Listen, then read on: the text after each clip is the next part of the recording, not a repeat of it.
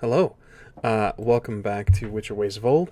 I am your game master for tonight's adventure, Gilbert Ramos. We have no announcements. Right, we have no announcements. I'm doing great. Every day it's something else, something new.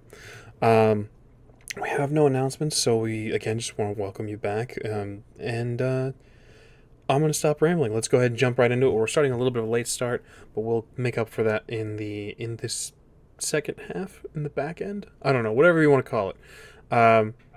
But without further ado, let's go ahead and jump into meeting our characters, shall we? Hi, I'm Luna, or Druid by Night. I stream at Druid by Night, and tonight I will be playing Cersei Aveline, the Sorceress. Hello, everybody. I am Azure, or simply Rachel, whichever you prefer. You can find me at theazurebutterfly.ttv and at theazurebutter1 on most, if not all, social media. And I'm playing Ingrid of Sintra, the Bear Witcher. I'm starting out real good tonight. Uh, Absolutely fantastic. So we have, like I said, we have no further announcements. We have a new city to get to looking at and all that good stuff. So let's go ahead and take no more time. Let's jump into today's episode of Ways of Old. And we begin each episode, as we always do, with a recap. Ingrid, if you'd kindly. My recap today will be a little scuffed. I'm so sorry. Just remember the beats. Today's been very busy. We did some stuff in Aretuza on our last little leg of our stay. We stayed what, 1 week, right? One One week. week further? Yeah. 1 week further, doing various odds and ends, wrapping up some stuff, doing some training. Cersei learned a new spell. What was your new spell? Cloak. Cloak. Invisibility. Evil But cloak. spooky cloak. Yeah, spooky Yes. cloak. It makes you feel cold, if I remember correctly. Yes. Um, and as well, Ingrid did some training of her own, or sort of. She ended up working with Istrid, extrapolating the mutagen from the higher vampire heart, then gathering Cersei and Istrid together, consumed the concoction that was distilled from it after a very, very, very horrific and painful transformation. A now pale, you said almost semi-translucent, right? If you look close enough, you can see the muscles moving now, right? That That's is it. correct. Oh my gosh, I can scare kids. Semi-translucent pale skin, and a more wispy, hissing style of voice. Um, Found herself more durable, more able to take a hit. Yeah. And correct me if I'm wrong, but pretty much after that, after a little bit of recovery and further training and talking to Thaland a little bit, um, did I vaguely remember approaching him a third time, being like I'm Yes, that watching. happened earlier on throughout the I'm sorry, right before you guys left, you had like some final words. Um, but there wasn't. I think the last time you had like brought up selling Witcher secrets, he was like, "I get it. Please relax." When I tell you I was this close to having her like shove him against the wall and push one hand up and being like, "You better know what you're doing." Um, but yeah, other than that, Cersei and Ingrid began to ready for travel, having an option of either going after Cadfin, Advent. Cadfin, yeah, Cadfin's name, or some of the relics that they had found, thanks to Nyoka's master's documentation and research. Um, Deciding that it would be better to prepare themselves a little bit more for combat. So they decided to pursue the relics. Uh, Aurelia offering to teleport Cersei, Ingrid, and their carriage to close enough to their destination. Uh, and yeah, that's where we left off, right? Yeah. Indeed, and as There a we Oh, go. a reminder, night of drinking. a night of drinking before we leave. We're still technically at Aretuza right now. Absolutely. And as a note for the players, as a reminder to set your quest markers, as it were, you have two markers up essentially, both to the south and southeast. One is on the way for your relic hunts. The other is Cadfan, who is rumored to be in the swamps, the swampy areas of Ebbing. Of course he Gotcha. is. Of course. The judgment. Wow. Cersei poking through. So, we begin where we left off. The night of drinking ensues. If there is anything of note that you would like to discuss with Aurelia, this is the... How do I say this without making this seem very ominous? This is the last time you'll see her for a while. Oh. As again, you guys are departing Aretuza, and the Aretuzan mages are scattering to spread word discreetly. Are we already into drinking, like a little bit? That's up to you. Yeah, it's Luna. What do you think? Do you think we're already Yeah. like a little bit into drinking? Okay. Yeah. Ingrid, with little. Can she still? Yeah, she can still get flushed. You can just probably see her veins a bit more in her face when she gets. So she's Ingrid, having a higher Witcher constitution, is still a little bit flushed in the cheeks at this point, and she's just going to say she's going to raise a glass and say, "It has been quite the adventure that we had here, and it was so wonderful to get to meet Cersei's teacher, and finding out that she was quite beautiful as well." You flatter me, dear.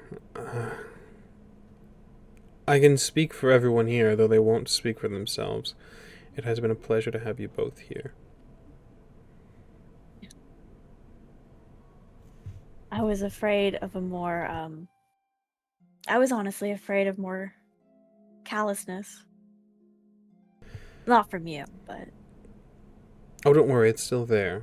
They're just more discreet about it now. I think Stregabor's presence might have what's the saying, when there's a brighter light it dulls out the others? Yes, he does appear to have ostentatiously taken some of the heat off of you, your arrival.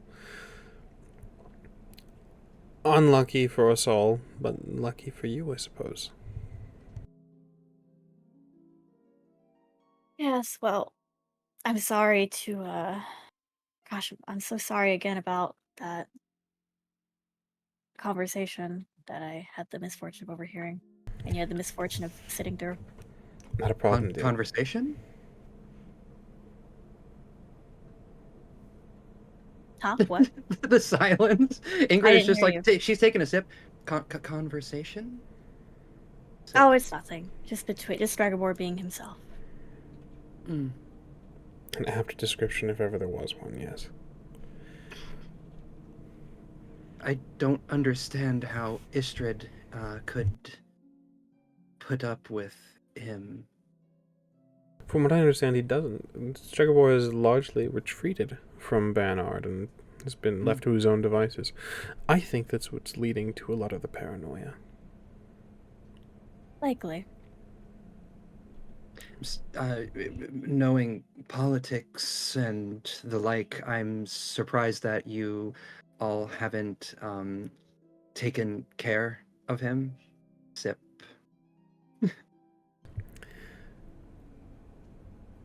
I'm sure it's crossed the mind of many a sorceress.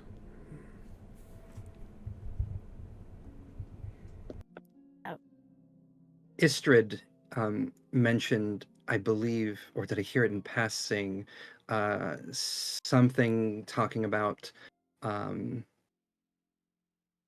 some sort of moon or something along those.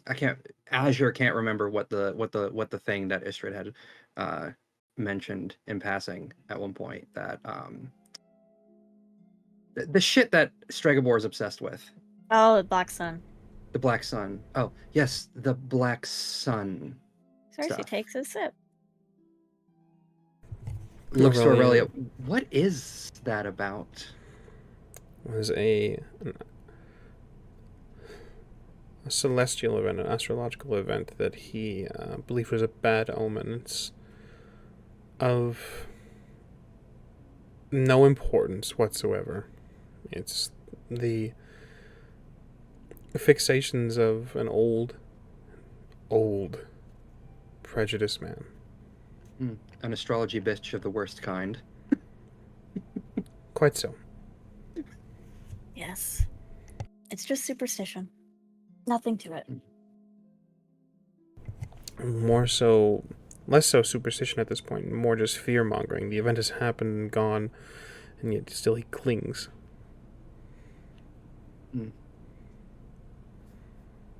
Nothing for you to worry about. Very well. Still, I pity anyone who has to deal with him. She finishes that glass of wine, and then she says, I'm sorry to be a bother, but may I have a more? More, dear? That is the only type of wine we serve. She goes to a cabinet and pulls several bottles from the bottom shelf and sets out. It looks like it's going to be a night for all of you. If you choose to imbibe, yeah, I'll leave it up to you how much you both drink, how much you both take. And I'll take this opportunity, as I remember, before you guys are ready to roll, to refill your luck. It is a new session, so your luck does refill. Oh, right, and I actually did use all my luck ones. Yes, indeed you did. There we go. So, again, it's anything of note, anything that you guys would like to discuss with Aurelia, but for the time being, again, it's just drinking and a farewell. Oh. There will be one thing that Ingrid does bring up that I just, might as well say.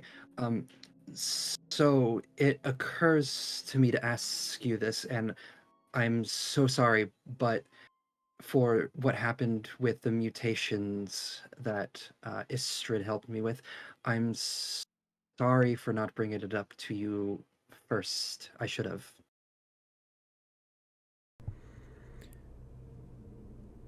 Istrid is a guest, and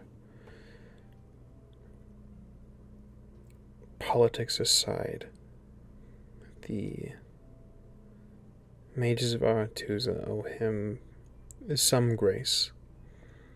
Whatever choices he made, rest assured he's not going to face any repercussions, perhaps, but aside from a light scolding from Margarita. I am glad. He seems very kind. I would in his caution own you, ways. Ingrid. Cheeks already flushing a little bit more. If ever there is a question of how you came to be with this new appearance, if anyone has a question, the additional mutations that you've taken on, I would caution you to forget that it happened here. Oh, of course. I would just assume that people would think that it just came about as a byproduct of the trial of the grasses. Let's hope. That being said, because I like to think that I am someone that does not frighten little children at the sight of them, and consequences notwithstanding, I am willing to live with this, but is there anything that the wonderful sorceresses of Aretuza might do to help me a little with my skin? It's quite unnerving. If I had more time, yes, I could possibly work a salve for your complexion, but as it stands, I'm afraid not. Cersei may find something if in her free time, if you do find yourselves much free time. Of course. I'll look into it. I appreciate it, Cersei. That's all she has.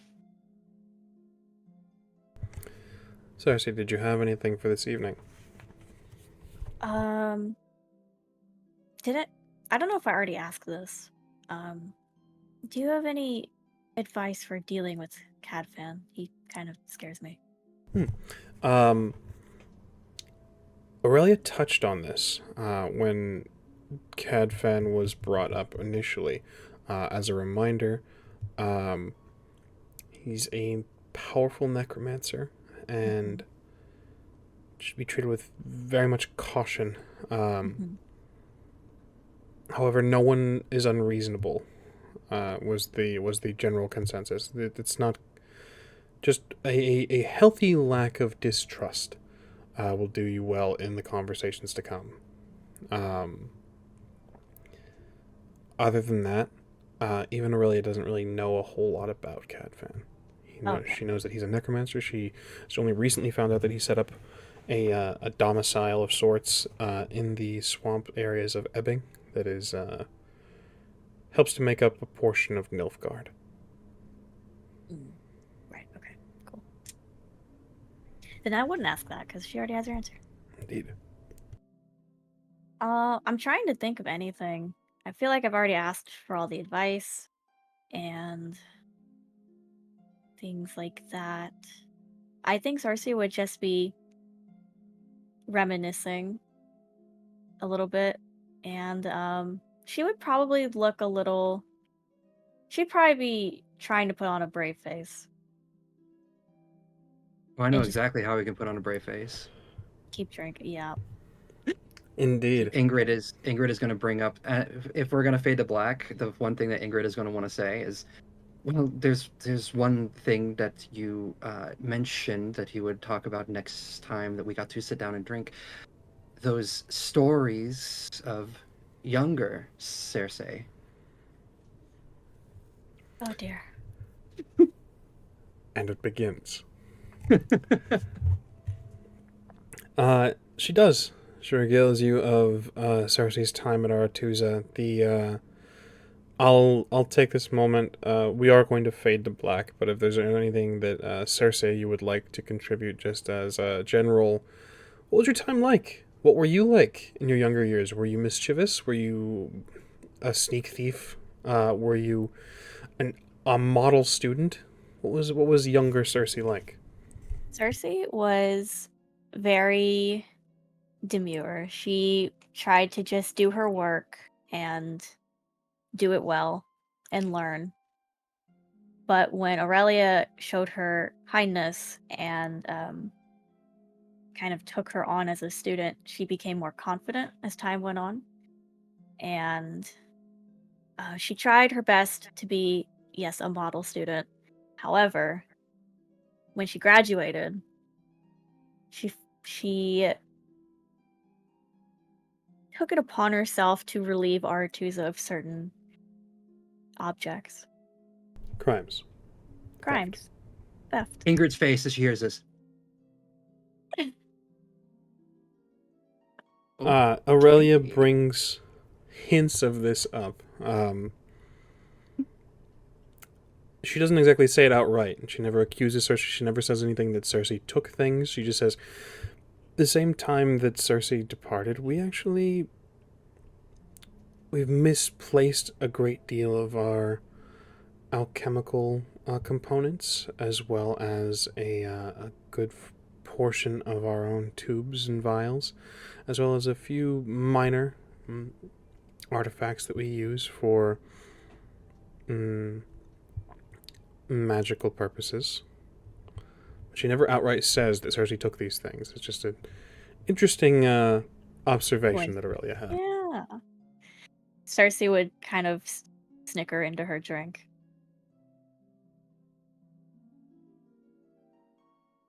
That's all I got. but stories are told. And the tiny Cersei lore grows. You drink. Do both of you drink to excess?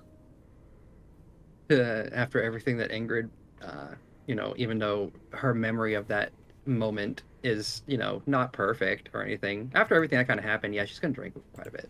Excellent. Cersei's gonna try to be responsible, but I feel like Aurelia would just keep pouring.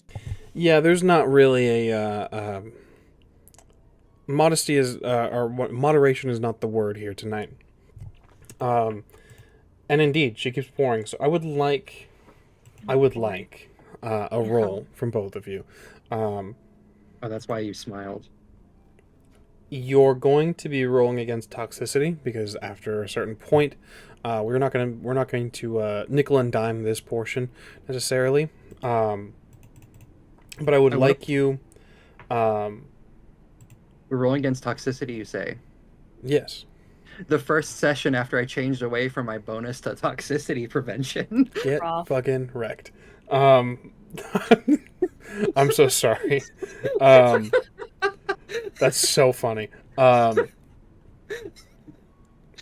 So allow me. We haven't really touched on this a whole lot. Let me grab the rules. While Ramos is... Huh? Oh, nothing. What were you saying? I was just going to say, while Ramos is doing this, I just want to point out that, yeah, since I hadn't used the skill trees that much until recently, I just tossed the fucking dice.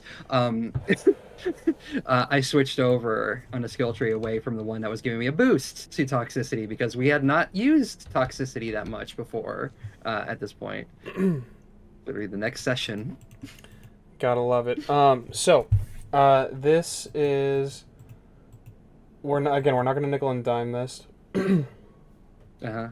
I need an endurance check, if you'd kindly, both of you.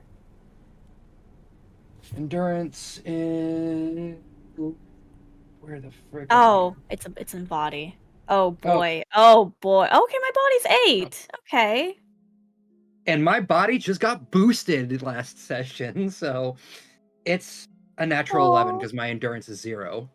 How you doing over there, Cersei? What was that? Roll a 1. A 1.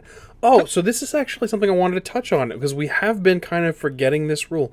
10s explode, so do 1s. The difference between that is that 1 is considered a fumble, and you'll roll again, and you will continue to subtract the second die as well from your roll. So it's like we said last session of like, I can't roll below an 18 for spellcasting. You absolutely can if you fumble. It's a rule that I commonly forget, but it's definitely something that makes life a little more fun. So kindly roll me another d10. I would like to point out that guess who else rolled a natural 1 on your endurance. And I have a natural. Wow. Technically, we got snake eyes. That is a total of, let's see, if body was 9 and then -2, that's 7. 7. What happens if we roll a 10 on this? You subtract a 10 and it 10s explode still. So you're rolling again. Rough. This sucks. 11 minus 10 is 1. 1 minus 6 is -5. So cool. This is ass. It's because Aurelia keeps pouring.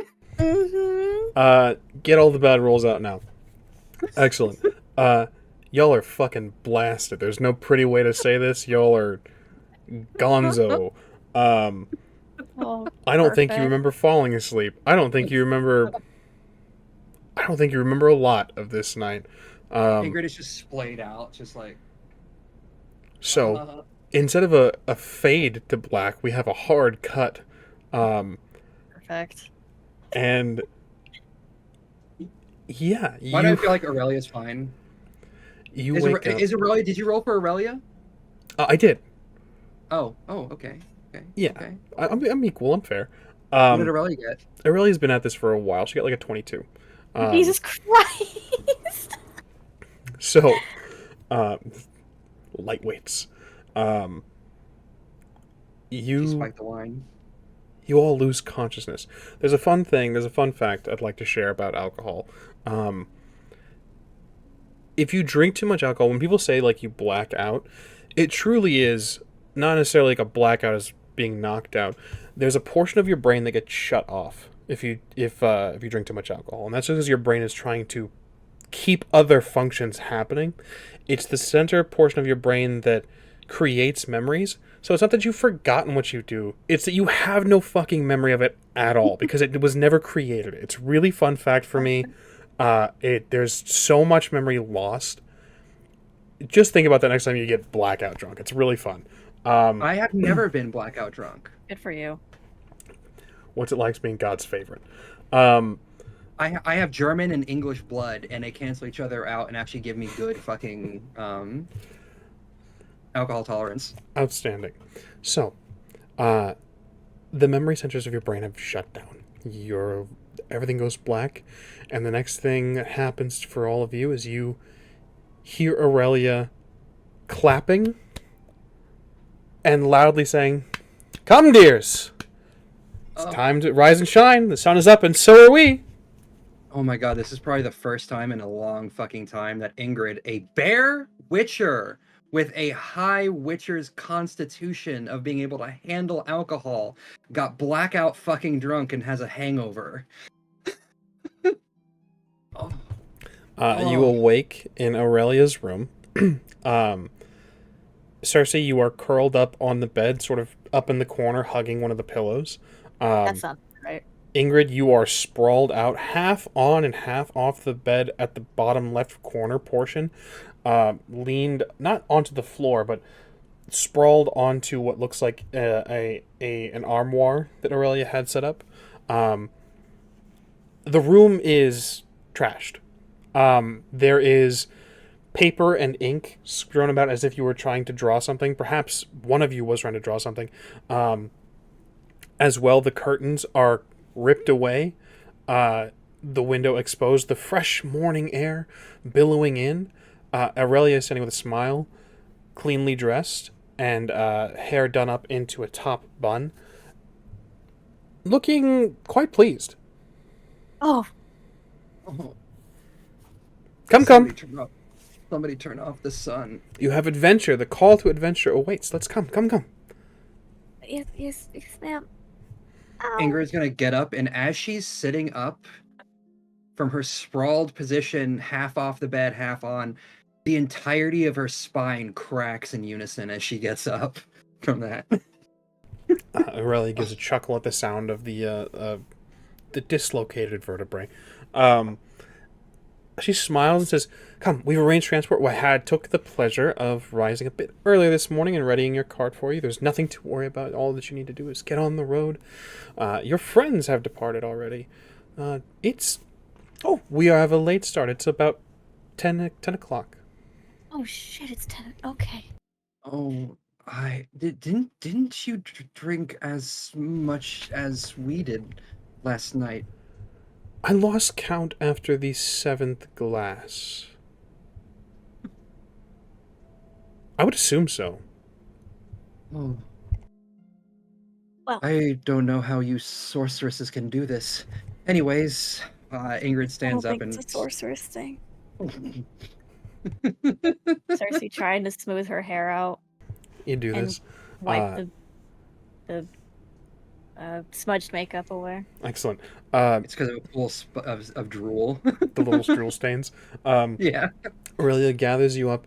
You have a few moments to kind of try to right yourselves.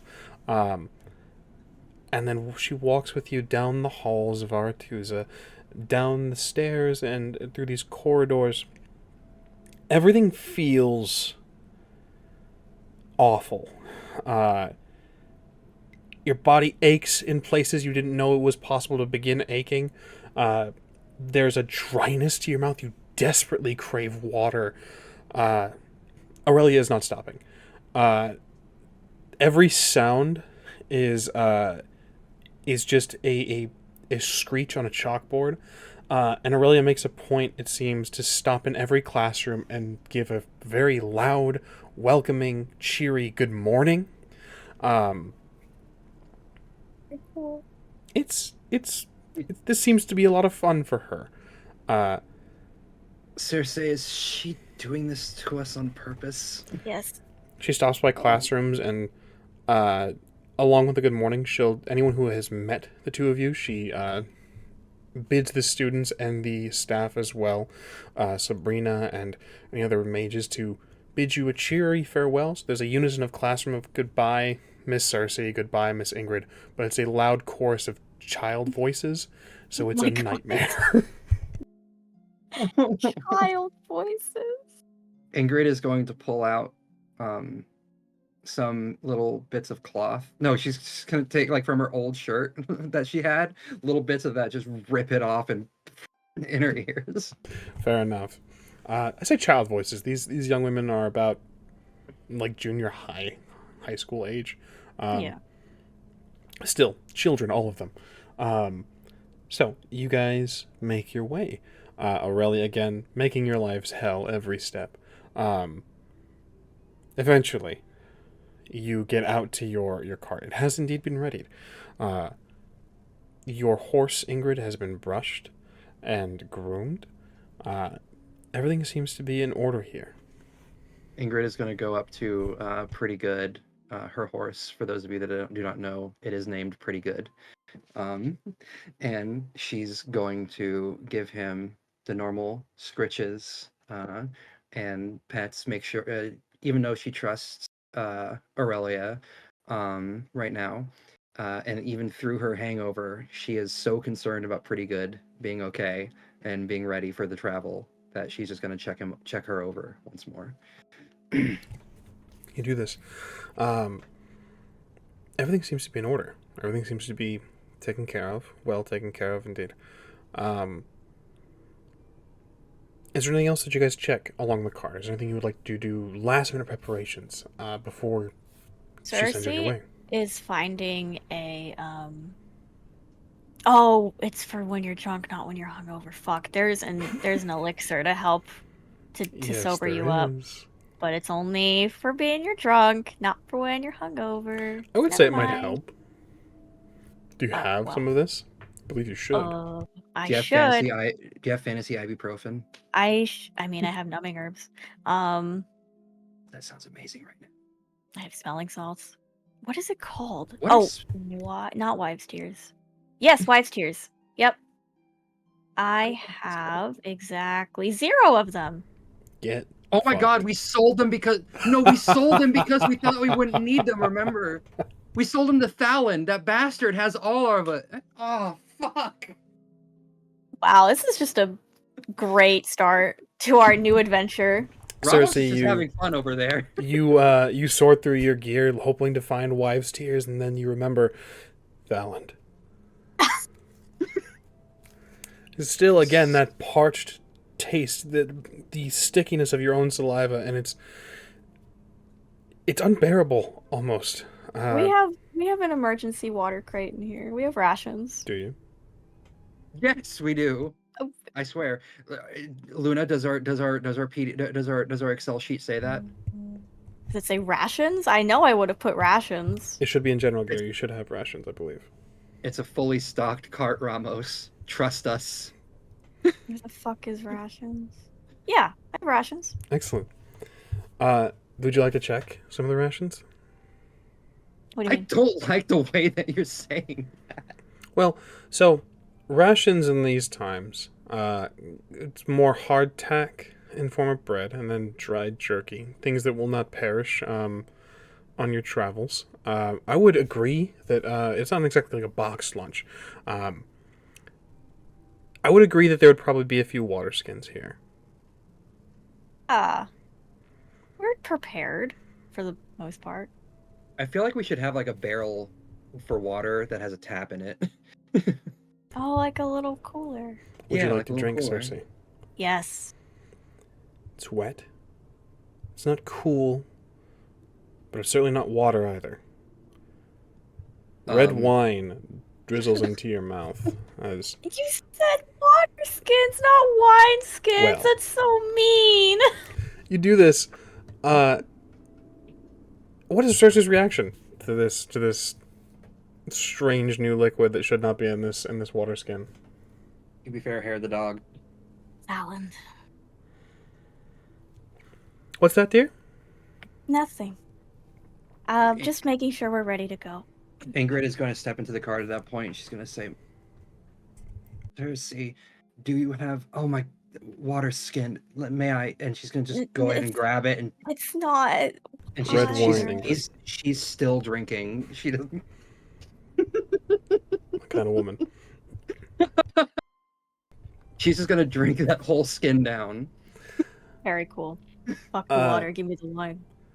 Aurelia gives you a hug, Ingrid, and gives you a kiss on either cheek, as well moving over to Cersei.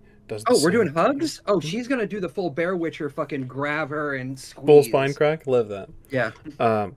You do this. Cersei, she goes over to you and kisses each cheek and says, "May have something for your breath, dear." She gives you a wink. Gives you a small, like, peck on your forehead and says, "Safe travels. And thank you. Just keep your wits about you." As that's happening, Ingrid jumps out of the carriage back there, and because she just drank wine and she drank wine again, and her head is spinning at that point from like the quick jump in elevation, she's going to stagger for a second and then throw up. Fair enough. Very cool. Aurelia begins to cast her spell. A portal is opened.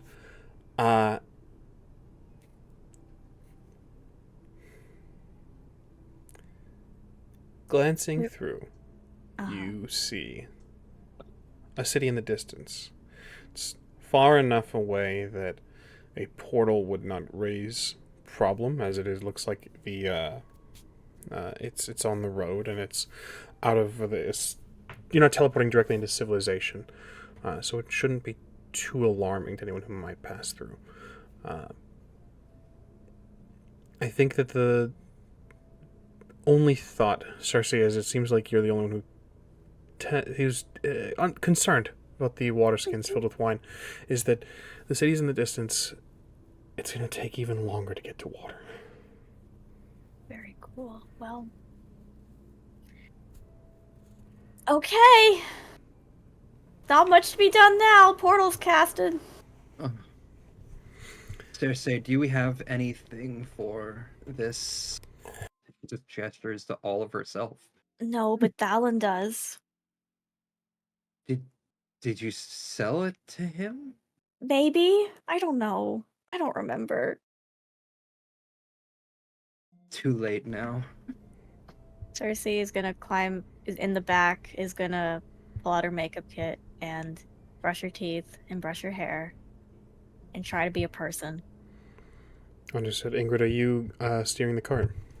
Yes, Ingrid is going to pull herself up, reach forward, give pretty good a couple pats on the butt, and then yeah, just gonna start off. Excellent. Through the portal you go. You arrive in a different climate. There's a humidity difference here you can already feel. The magical travel raises a almost vertigo in this moment that causes, again, that wave of nausea to take. You have not arrived at your destination necessarily, but you are no longer at Aretuza. You are back on the road. The adventure is to be had, and the first thing you feel is an urge to expel bile. Right. Ingrid just leans over to the side and lets out whatever is left in her stomach, apparently. Cersei, are you okay back there?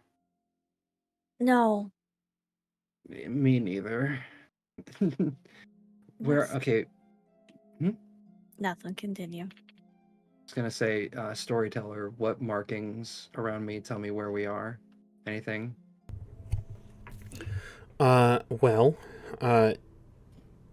off in the distance, let's have a roll. Let's see if you've been there. You've been a Witcher for some time. You've been on the path for a good number of years. Let's have a roll. Let's call this.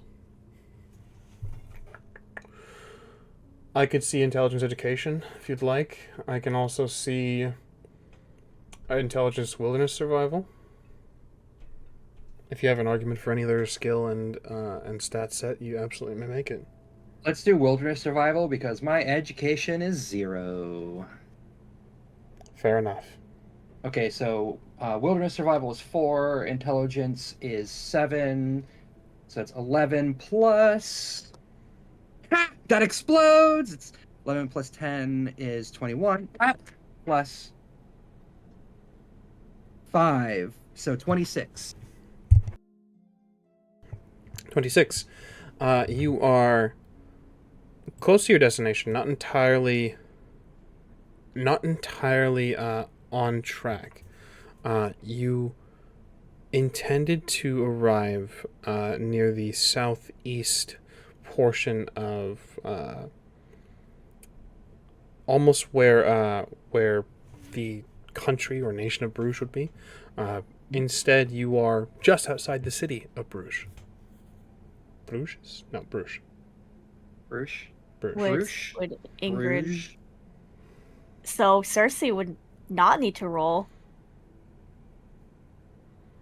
Indeed. Oh, is this backstory? This is where I came from. This is other home, no longer home. I wouldn't know this at all, right? No, From the no. stories that you told? Okay. I never regaled my childhood. So, Bruges or Bruges? Bruges. Brugge. I'm sure actual Europeans will find me in the chat and flay me alive, which I gladly accept. That actually sounds correct, which is why I asked for clarification. Ingrid is gonna. Cersei, did you say anything to Ingrid? No. Ingrid is going to. I can't remember. Do we? There's a little door right there. Yeah. She's gonna pop the door open. She's gonna be like, little off target, but we are just outside, right? Just outside the city, Ramos? That is correct. We are just outside of Bruges. I have been informed that it is Bruges. Bruges. Well, I've been saying it wrong this whole time. Like Bruja. Okay, Bruges. Bruges, okay. Cersei will. She'll probably like brushing her hair, doing 100 strokes, and then she just drops it. Like, we're where? Bruges. Yeah, just outside. Actually, I'm double timing it now with pretty good to get us in there because I think we both need to go visit a tavern and get some water.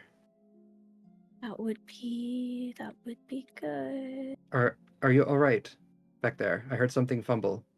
I just dropped something. Am I noticing anything in her voice?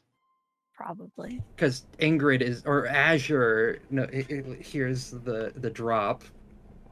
It's my favorite thing in the world when both the player and the character are intrigued because they don't have full knowledge. Cersei, I'll leave this up to you. Would you think that Ingrid might notice something off? I mean, she's also hungover and not feeling well. Would you like to try to play this off? Yes. Let's have a contested roll then. Cersei? Yeah. You're going to be rolling Empathy deceit? Correct. I wanted to call it subterfuge. Because other games. But Ingrid. Yes. Let's call this Empathy, human perception? either human perception. Oh man, I'm locked into like Scion brain. Let's call it human perception. Okie Dice dokie. fail. There's no integrity. I'm not crazy. What was the around. roll, Luna? 1. Rough. And then a 9. Excellent. So you're gonna reduce 9 from your roll. So that's 4 plus 8. 3 plus 3. 3 3. is 6. 6 plus 7 is 13, I think. 10 more than I got. Yeah. Ingrid, it seems like something's wrong with Cersei. Not my other guys. Ingrid stops pretty good in her tracks, and then painfully shifts herself to look through the door right at Cersei. She's gonna give her the eyes. Are you all right? No, I'm hungover and dehydrated, and we're about to go to my childhood home, or at least city. I haven't been there since I left for Aretuza. Do we want to just drive through? No, it's okay. And we need rations and water, and I need a bath, and Do we need to kill anyone here? she actually stops and thinks.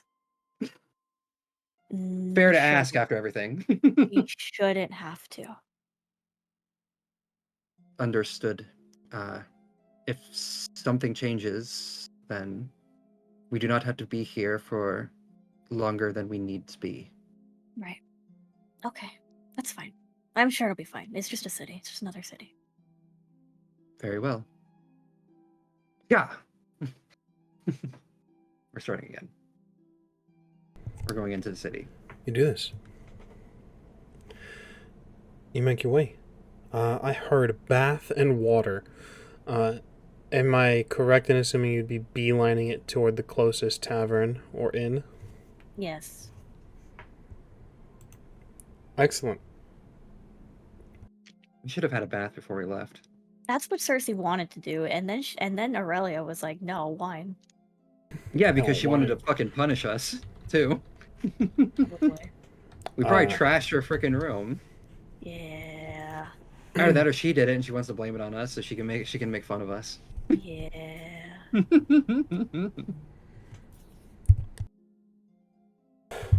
So, you travel. It's a relatively quick trip. But it certainly doesn't come quick enough. If there's still that dryness to your mouth, you're fighting things off. You eventually make...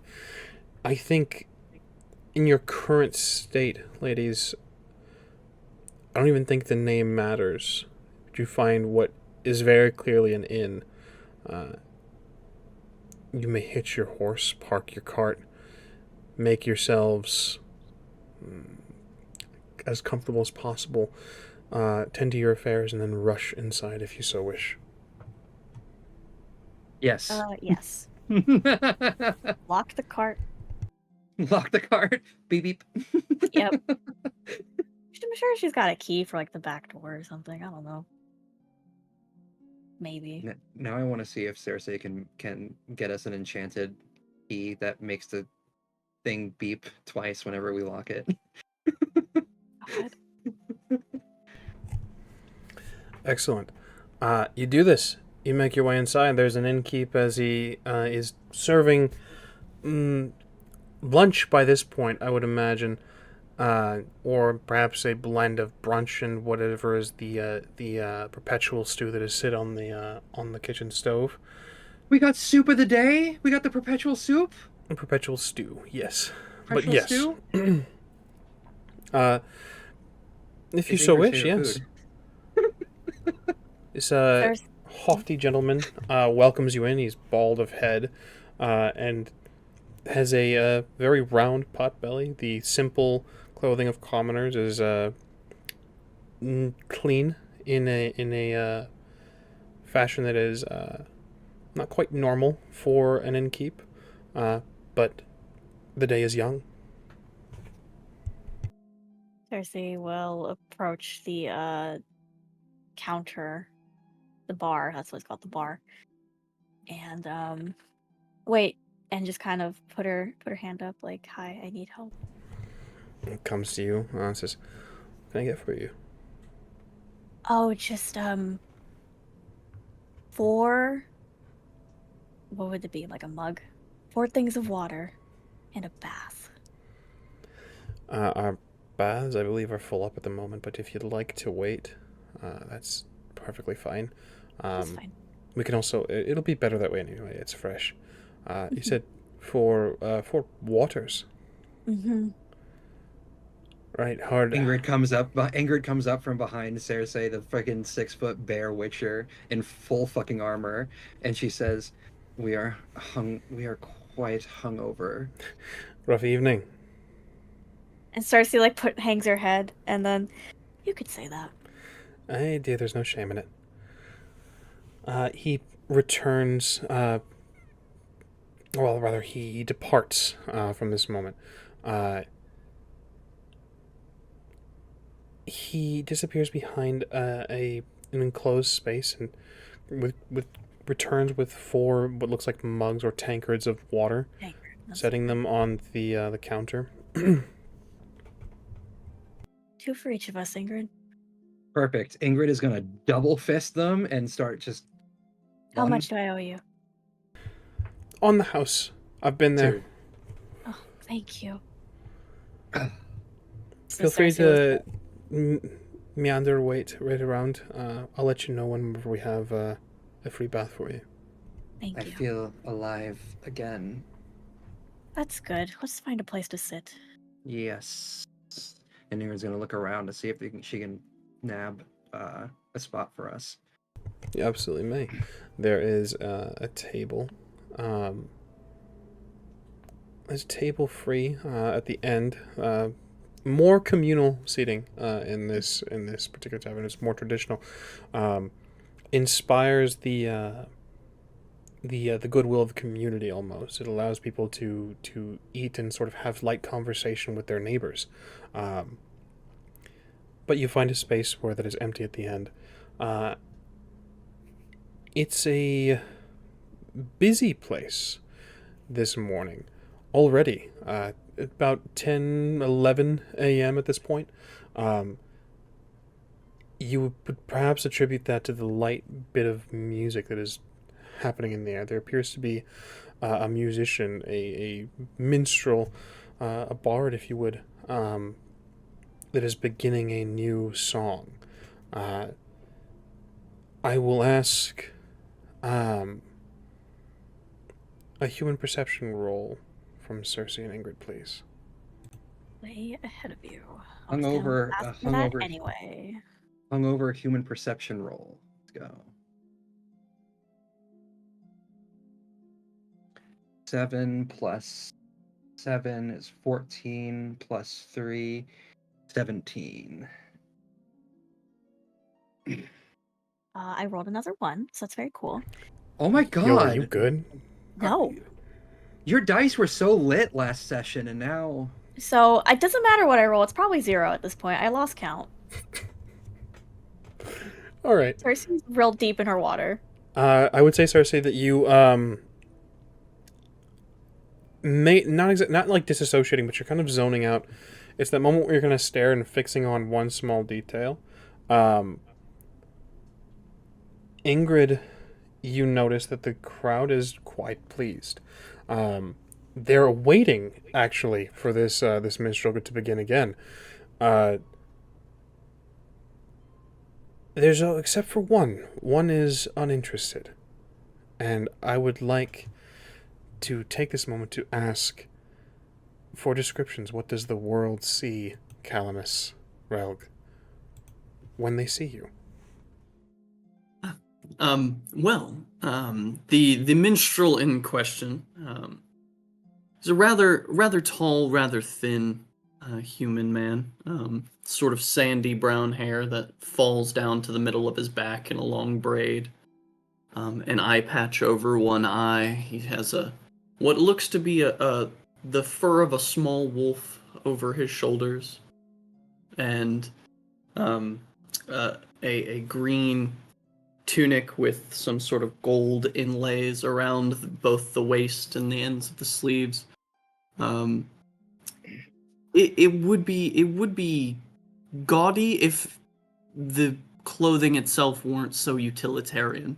There are pockets. You could see that there's a quill sticking out of one of them. There's a makeshift sewn on spot on the shirt where a journal rests that has a musical note on the front.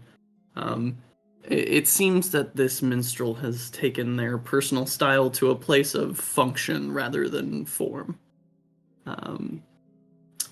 And he holds a lyre in his hand, as he's just sort of smiling out towards the crowd with a very signature warm but closed mouth grin as he's finishing tuning the strings of the lyre to begin the next part of the set. You do this, Raug. The only person who seems to be noticing you is Ingrid, and I'd ask what she sees when she does notice you, if you kindly. So, Relg, you can't see any skin except for what is showing on his face. Everything is well-worn traveling clothes. It looks like several things have been patched. It looks like this cloak that he has on has seen quite a bit of damage, but it's attempted to be repaired. He's about 5'7".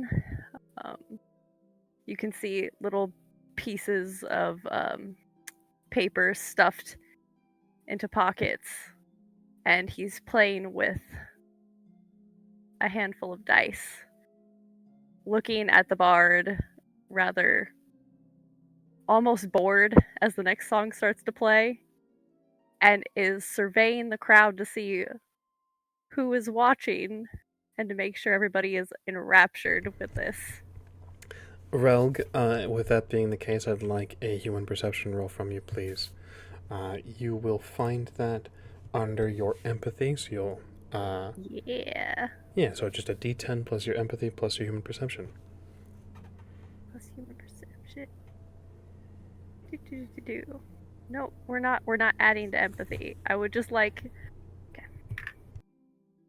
So that is 8 plus... That's a 15. Excellent.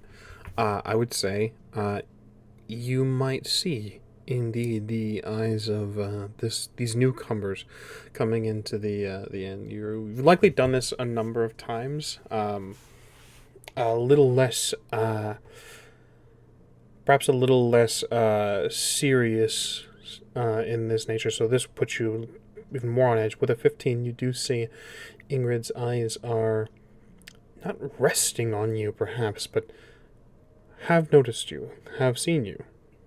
They are not on Calamus. Cersei, however, Takes for... their feet off the table and Hey, sits up. Excellent. hey, Cersei, look at that man's outfit. Is it not interesting? What? Cersei, Points. previously you were, for your knowledge and for set piece, with the ones that you've rolled, were enthralled by Calamus's outfit, perhaps picking a single bit of the garb and kind of just with the hangover days of just staring at one specific piece. Now snapped out by Ingrid's words. He was really into the gold inlays.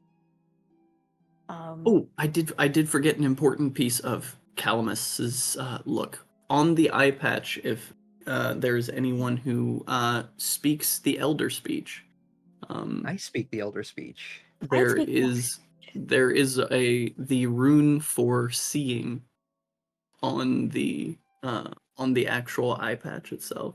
That's cute. Excellent. That's love really love fucking that. cute. No, so Cersei was like, what does that say? Like, trying to, like, hone in on it. Excellent.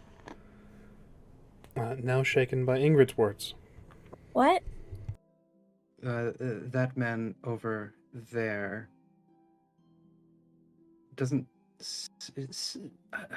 Maybe it's just my addled mind right now from the hangover, but they seem different from the other people. Well, so are we. We're all trying to blend in. Say we mind our business. And the group never connects. Can Calamus clock them sort of looking towards Relg at this point? I would say yes. No roll necessary. The seriousness of the situation, I would say you are focused on this. Perhaps you're taking a little bit more time preparing for the next song and taking stock of who's noticing things. I would say certainly you can clock that Ingrid has pointed out Relg. And about where is the current objective in the scheme of things? The individual that you know as Brahma Vegelblood is currently off to the corner side. As you are looking from the makeshift stage area that you have, Ingrid and Cersei are forward and just to a table to the left. Brahma is to the right, and Relg being clocked. You may position yourself wherever you would like. Brahma is to the right and a bit forward. So if Relg is to make his move, then whoever's clocked Relg will see what goes down. So I Yeah, think in Raug this is gonna moment, kind of flick his eyes over to Ingrid, looking at Calamus, and stand up to head to the bar to get 2 drinks.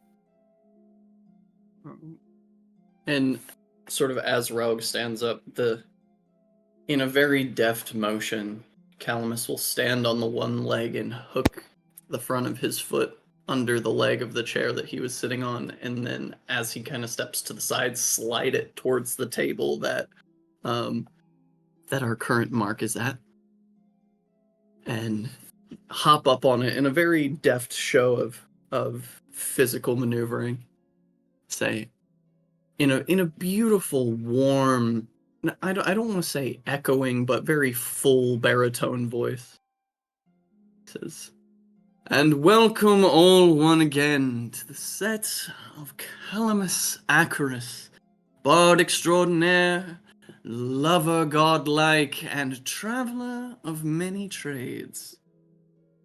Thank you all for visiting upon this set, and as we continue in what I've come to call my misfortune and misadventures archive, please enjoy yourselves, drink, but before this next song begins," and he steps up onto the chair a little further towards our Mark's table, "I must toast off to this next tale, and you, my friend, look like you are in need of a drink." And Calamus will pull out his own wineskin and top off the other person's cup and top off his own. And then very quickly he'll turn their cups so that it's the sort of toast where they're linked at the elbow and drinking across from each other. Wow.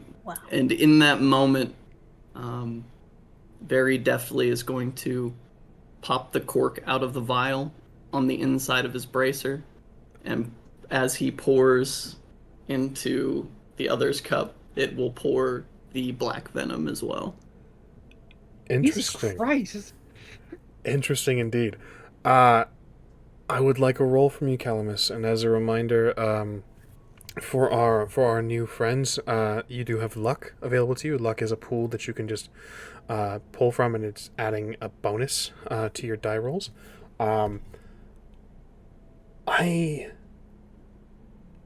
I'm gonna need a dexterity sleight of hand. And sleight of hand. While this is Wonderful. happening, I would say that the boisterous nature of this man just struck Ingrid because hangover Yeah. and just And That would be a total of 15. understood. I would ask, Cersei, you did say that you should mind your own business. Are you doing so? Yeah. Excellent. I'll require no roll from you then. Ingrid, did you take the advice of minding your own business? Calamus has drawn attention. Do I ever? Fair enough. Go ahead and roll human perception, please. Ingrid is as curious as a fucking Mhm. puppy, even when she's having the headaches. Fair enough. Yeah. And Calamus is indeed drawing attention. And Rogue's coming up with 2 drinks for these lovely ladies. Excellent, excellent. Oh, fantastic. Then, if you would I- like, before you roll, Ingrid, Relg, you were playing distraction almost, yes? Mm-hmm. Then Yeah, they caught me, so it's up to Calamus now, so Indeed. we've been doing this for a hot minute.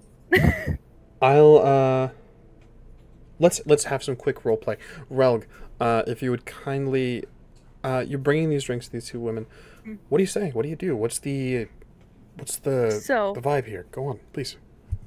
Rogue's checking him over, and Cersei looks like she's not there, from Yeah. my understanding. And Ingrid's very interested in what's going on. So it's More annoyed, to be perfectly fair, but yes, annoyed Loud. and caught. yeah, no, it's rather loud, isn't it? It's a bit Mhm. of time, especially this early in the morning, you know. I'll just say, isn't it freaking morning? This is Yeah. like a nighttime routine. And is gonna slide the drinks over so that it quietly makes that like little bit of noise to kind of pull attention. Understood. Apologies for my friend up there. I know it's early and you look like you had quite the time. This might help. Yeah, this is gonna distract Ingrid. I already know. Fair Cersei enough. would look Relg up and down, like full eyes. That's quite all right. So yeah, Thank you actually, for. oh, go ahead.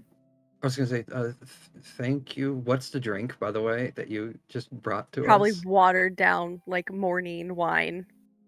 Like Perfect. A just light. it should be just enough to kick what you got going on, but actually not want it to come back up again, you know? Fair Oh, enough. thank Ingrid is going to stand up because it's the polite thing to do.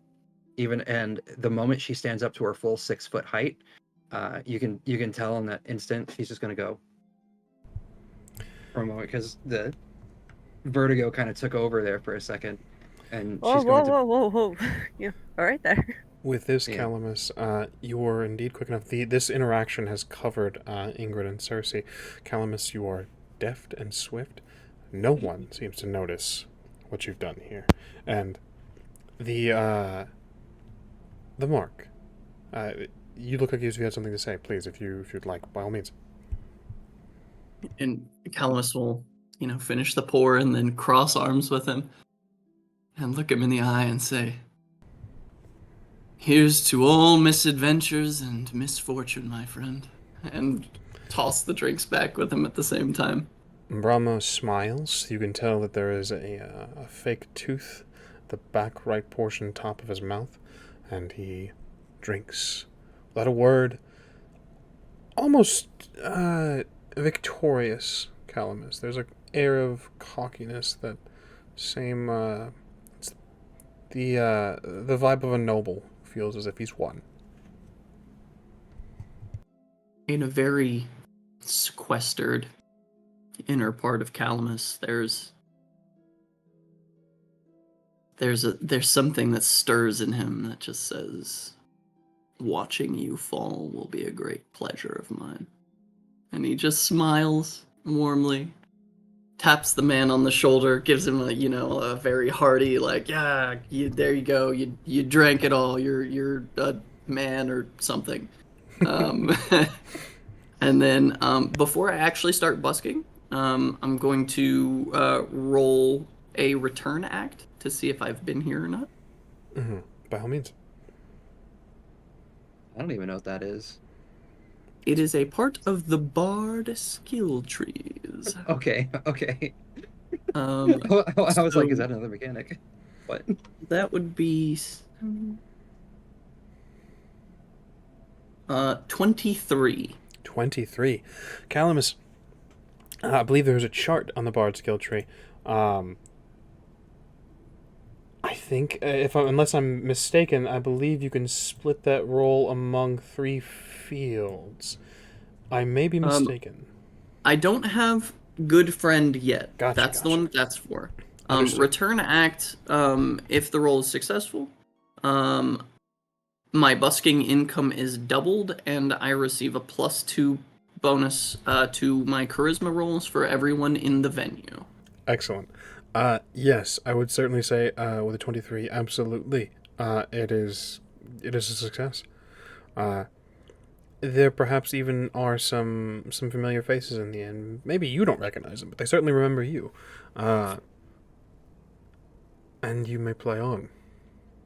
What's busking? And then, it's how bards make money. It's playing music. Oh, I've actually never heard that word before. And then the first full round of the performance, I can also make a raise the crowd roll. Anyone who doesn't make a resist coercion roll higher than my roll that I'm about to make can do nothing but watch you perform until they succeed on rolling above the initial roll. Jesus Christ, does that count for us? I think it does. Hell yeah. Fucking Let's not Damn roll it. another one. Would Yep. you like to roll resist coercion? It's entirely up to you as if you even wish to roll. Does me Yes. having a hangover and really wanting to not hear a lot of stuff focus Wasn't a one. help me on that? Do I get any bonuses, storyteller, for having Absolutely a not. hangover? Just can't hear the Christmas. music that well. Obviously, I've heard this time and time again. What's the roll to resist again? It'll be resist coercion. I would say. The difficulty being what I just rolled, being a 29. Nice. Oh, I rolled an 18. I felt good for a second. For Relg, and because this is a new profession we're seeing at play here, I would like let's have a quick rules discussion. Calamus, this is going to affect you the most, so I'm really interested to get your perspective on this. This says anyone within 20 meters. I'm inclined to let you have kind of control over this a little bit, and more of a pinpoint. There are core situations where everyone would be affected, but Relg has been with you for some time. Do you think you would like to have Relg roll? To me, it's just thematically, it seems like Relg would be to work. I think if someone has been exposed to this ability before, I don't think that they would need to roll that if they were an exceptional, whether it be an antagonist, a protagonist, whatever. Like if it's someone that is outside of the normal, I think only being affected by this once makes sense. Agreed. Because if not, it's a little broke. I love it. While I do agree, I'll be very clear here and now. I will make the roll every single time for every antagonist. Perfect. Play music and they get enraptured. I'm fucking here for it. But this gives an opportunity for Relg to choose not to roll if you'd like and just not be affected. I think Relg's good. And as much as Relg doesn't like to listen to Calvinist music anyway. It's all very sad and most of it's about your life, Relg. Yeah. Oh. Although Relg That's why is you never don't drink mentioned by and name, random. there is the protagonist of the song's name is Rogue. So I love you. Perfect. Now, what was the DC that I needed to beat? 29. 29. Fucking rolled a 28. Get right. Oh, That's rough. you could use Fuck. luck. No, Yeah. it's too late. I already did the roll. That's how it's been, right, Ramos? Right, Correct. storyteller? Luck is taken before the roll. It's like, I'm not getting. There's no way they're gonna roll high. I don't need to use my fucking luck. Why did they started rolling? Sorry. How take some out of control. What's your song about? I'm not going to force you to sing for me. I'm not a god. But When I fix my mic situation, I will play some music for you I all love that. while there's performing. But being that this is the second song of the set, this follows a young elf who was accused of witchcraft by a duchess, and there may be some implications that there was also a torrid love affair involved between the rogue and the duchess, and that her penance was to remove something which made the rogue who they were. And it doesn't go into serious specification, but the gist is that she took something from him that meant something substantial. Excellent. The last question I have for you for your performance is sad music does not necessarily have to be somber or slow. Is there any particular flavor you'd like this song to have? Is it sort of joyous and a cautionary tale, or is this taking a more traditional route with such a sad tale? It is one of those trotting songs that, while lyrically it may be dark, both the timbre and tone of Calamus' voice and the rhythm and scaling of the instrumental music is quite upbeat. It would be a good song to be on the road to. It has that sort of feeling, and that the beat and the tone are wishing you to move. It could be construed as a dance piece. And indeed, as Calamus performs, they're sort of weaving their way through the crowd, sort of doting table to table, shedding smiles, winks, offhanded touches to those who would not be offended by such a thing. So what happens when we fail this? We're just enraptured by it. You are enraptured. You can do nothing but listen. Can I add flavor to that and say that instead of being pleasantly enraptured because of my hangover, I am annoyed as crap and can't stop? The term enraptured has a positive connotation. I would say, yeah, I'll say that perhaps the sound is annoying, but the tale itself, the music is intriguing. You know that you would enjoy it if you weren't fighting a hangover. Darcy's And then just I like, do have to make a quick busking roll to see how much money we will make off of this. Indeed. Nothing from Ingrid. She's broke. Cersei has all the money. Cersei, you were saying something. oh, she's just kind of starts listening and trying to really pay attention to the lyrics because she's real into it. Excellent. Rogue's keeping an eye on the mark. see You're it. still right next to me, right?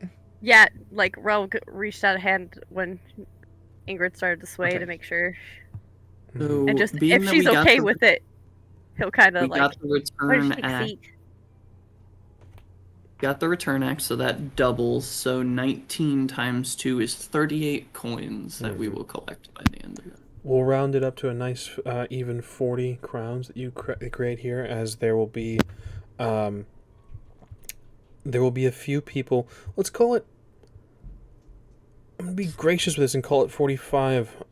Given that there are some people that you as you said earlier, you were brushing past and sort of seeing if anyone wouldn't mind the contact. There are some people that certainly do not mind the contact that would probably contribute a bit more. So 45 coin of Redanian crown if you'd like to add that to your sheet. Ingrid is while she's watching this happen, she's just gonna look to Raug for a quick second, not still enraptured, but look to Raug and be like, would you like to sit with us? You're this close to her, so you can actually see like the unsettlingly pale nature of Ingrid. Yes, let's take a moment to describe these two individuals, if you'd kindly. Ingrid, what does Relg see being this close? Well, she was probably hunched over when sitting down. I literally almost had an H there. So that was fun. Thank you, Tongue. And when she stood up, she hits at 6 foot, and she's built pretty strong.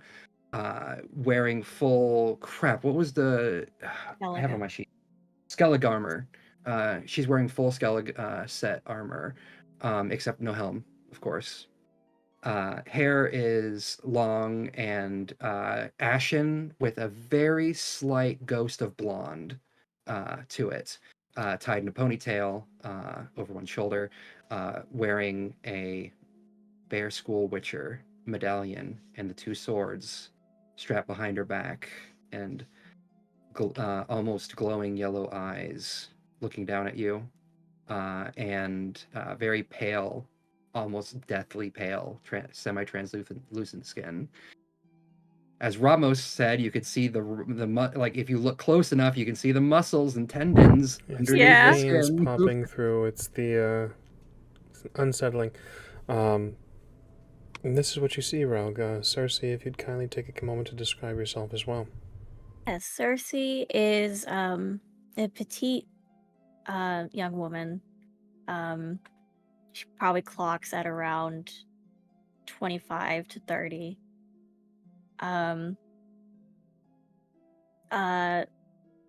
She has black hair with the white streak in it, just in the front. Kind of more red eyes, but at a darker tone to them. She's wearing a red dress with a similar top half to this one, and a red gemmed amulet around her neck. This is the medallion, by the way. Oh, nice. I like it. So yeah, Relg is trying to be polite while also trying to keep it out on the mark. So looks like you two might be a long way from home, unless that's not where you're from. Though I haven't ran into many of you. Ingrid, Cersei actually kind of laughs, long way from home. Ingrid actually is about to say, "Oh, well," and then realizes she probably shouldn't say shit about Cersei.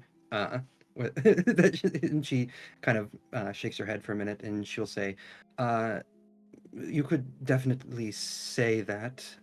I am Ingrid, Ingrid of Sintra." Oh, Sintra, I was a bit off then.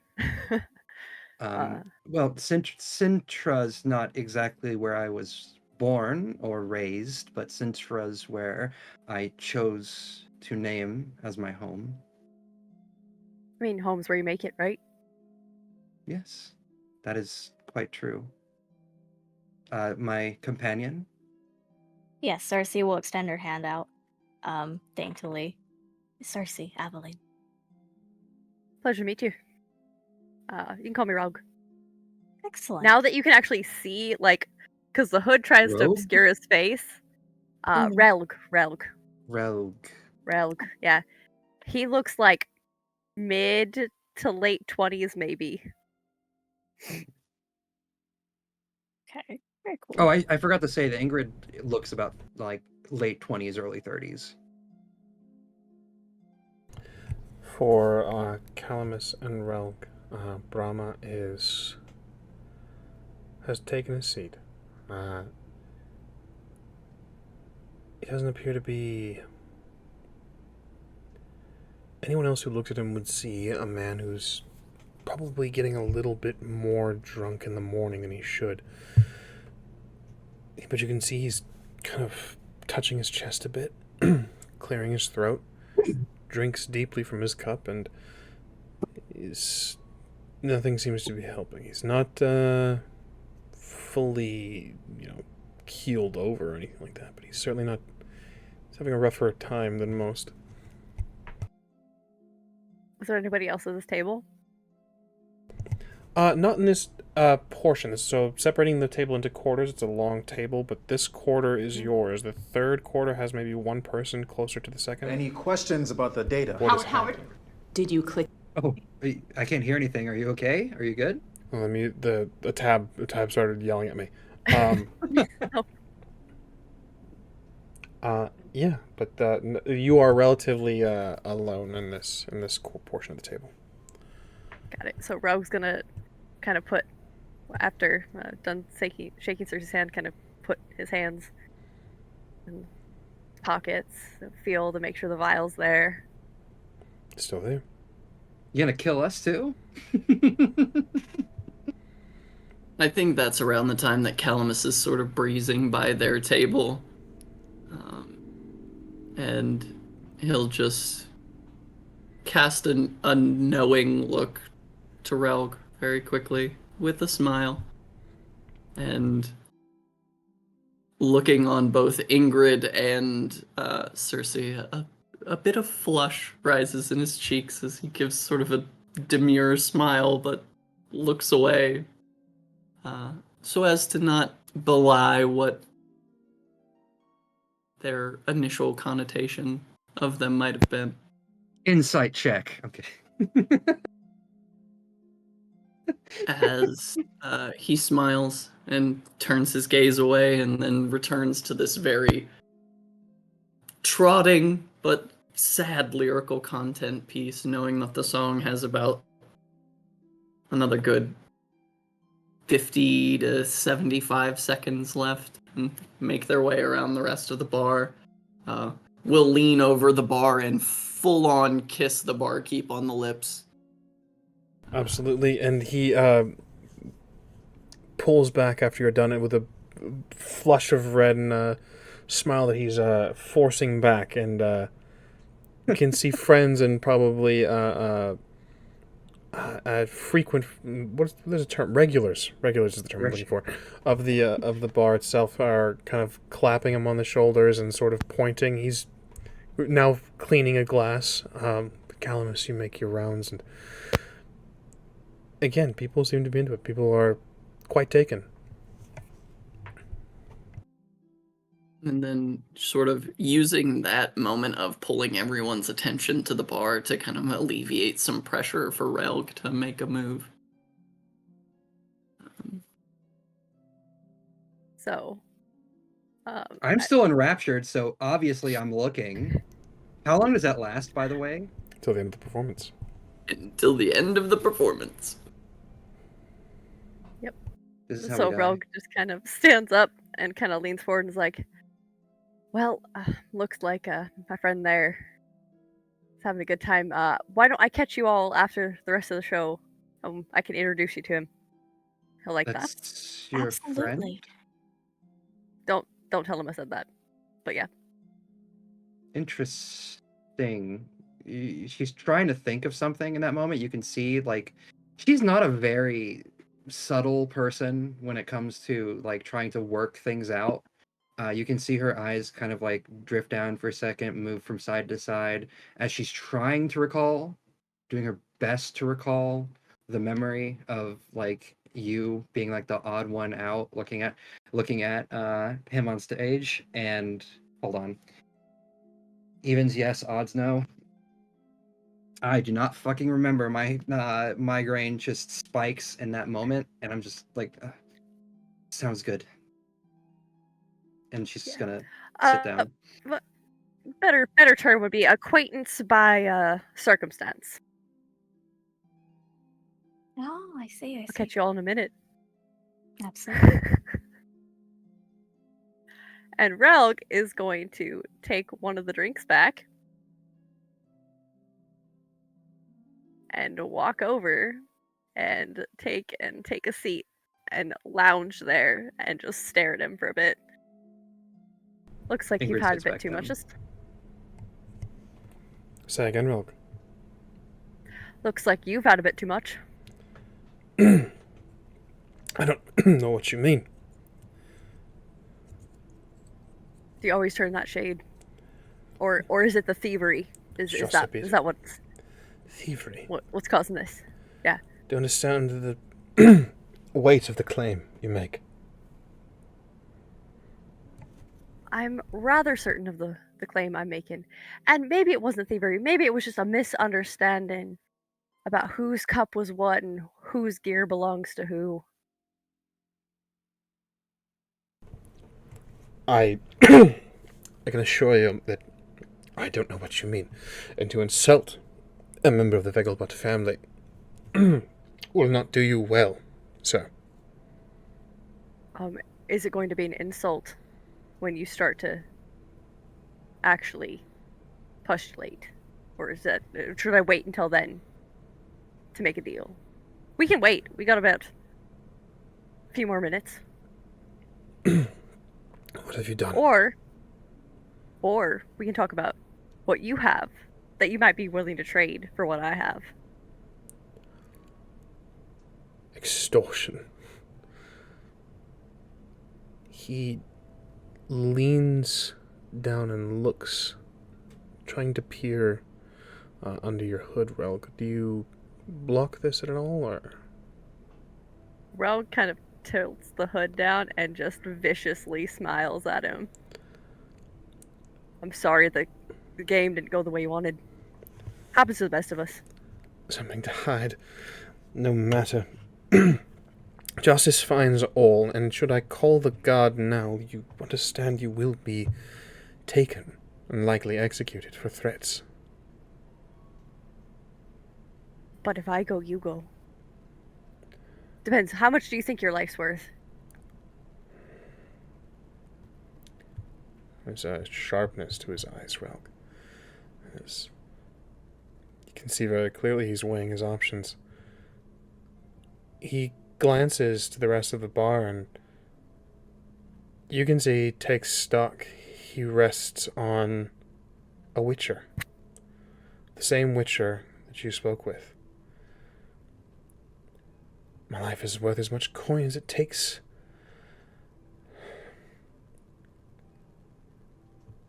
Let's have a conversation then. But he rises, not waiting for you to follow. And you can see he tries to signal the Witcher. You can see he tries to catch a glance, catch an eye, and wave a hand perhaps. Ingrid, being enraptured, you don't notice. Lovely. Rogue stands up to kind of stand beside him. Seems like your coin ain't worth much right now, my good sir. He clears his throat again. To the alley then, that's where your kind does their deals, yes?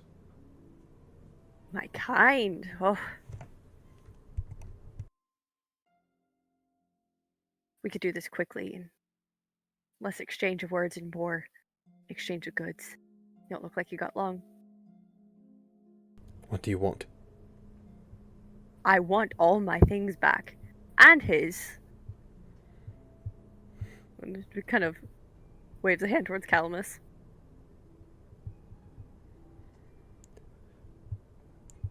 Then as you keep reminding me I'm counting my seconds, then follow me. Quickly, then. Quickly. He withdraws from the bar. He is making an exit. Do you follow, Relg? Yes.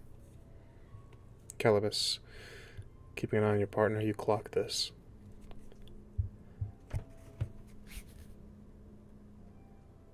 And this is an excellent time to take our break. We'll see you very shortly after a brief 5 to 10 per second bio. Before we disappear for intermission, welcome, Calamus and Relg. It's excellent to have you. It's so good. Yeah, we'll be back in 5 to 10 per second bio with more shenaniganery. And yeah, we'll see you very, very soon. Welcome back. We're so happy that you're still here. We're going to pick up right where we left off. We have returned from Tech and Bio, and we're going to ready to jump right back in. Before we join Relg and the mark outside, Calamus, again, you clocked your partner departing with the target. Cersei, Ingrid, you are still enraptured for the remainder of the song. Calamus, you, of course, are not a CD player or a radio. You may choose to end things early if you wish. or let them play Um, out. It's entirely up to you. I think, based on the duration of that conversation that Relg had with our current Mark, the song would be coming near to an end by the time that they are, exiting the tavern. As Calamus will hold that extra note to make sure that it covers the sound of the side door opening and closing. Before they will hop up on one of the assembled tables and just look around. It has been one of my distinct pleasures to play for you all again here in Bruges. Please come around again for the evening performance, and we shall pick up in the third act, where the rogue meets a dashing, handsome, excellent bard. You can hear claps as well as some protests, Calamus. You can hear some voices calling out and says, "Not just yet, Calamus. I've got half a tankard left." You can see others calling out for an encore, a continuation of the story. Play now. Surely there is more to be told.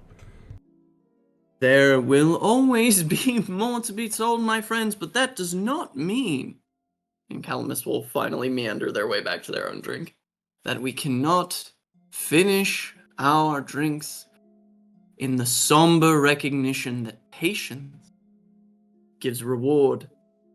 Cheers to you all. And I will by no means be vacating the premise if there's any questions, adorations that you wish to shower upon me. I will be here, and I will be near even when you think I am far from your hearts, my loving, adoring audience. It's definitely Ingrid, Cersei, as you are no longer enraptured. You can definitely see there are some people that are swooning over this. This bard is well loved. Only the second, perhaps, maybe third time in Bruges, but there's definitely a name being made. This performer may rival the greats one day. And I think Calamus will look to those who are calling for an encore. Let me offer some consolation. And look to the barkeep. A round of honeyed wine for the house, if you don't mind. The same barkeep who you've planted a passionate kiss during your performance readies many cups and tankards, and this was met with cheers and applause. Well loved indeed. And I think once everyone has gotten their drink, clocking that Relg had sat with Cersei and Ingrid for a while. They've been working together for a while.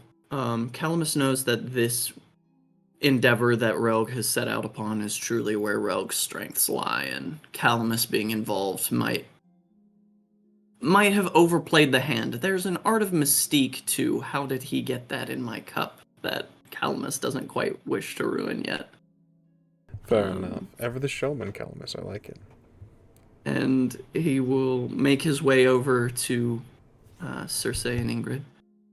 So I've never been more smitten by two beautiful women in my audience before. Please, I would humbly beseech that you would allow me to be graced with your presence. May I sit?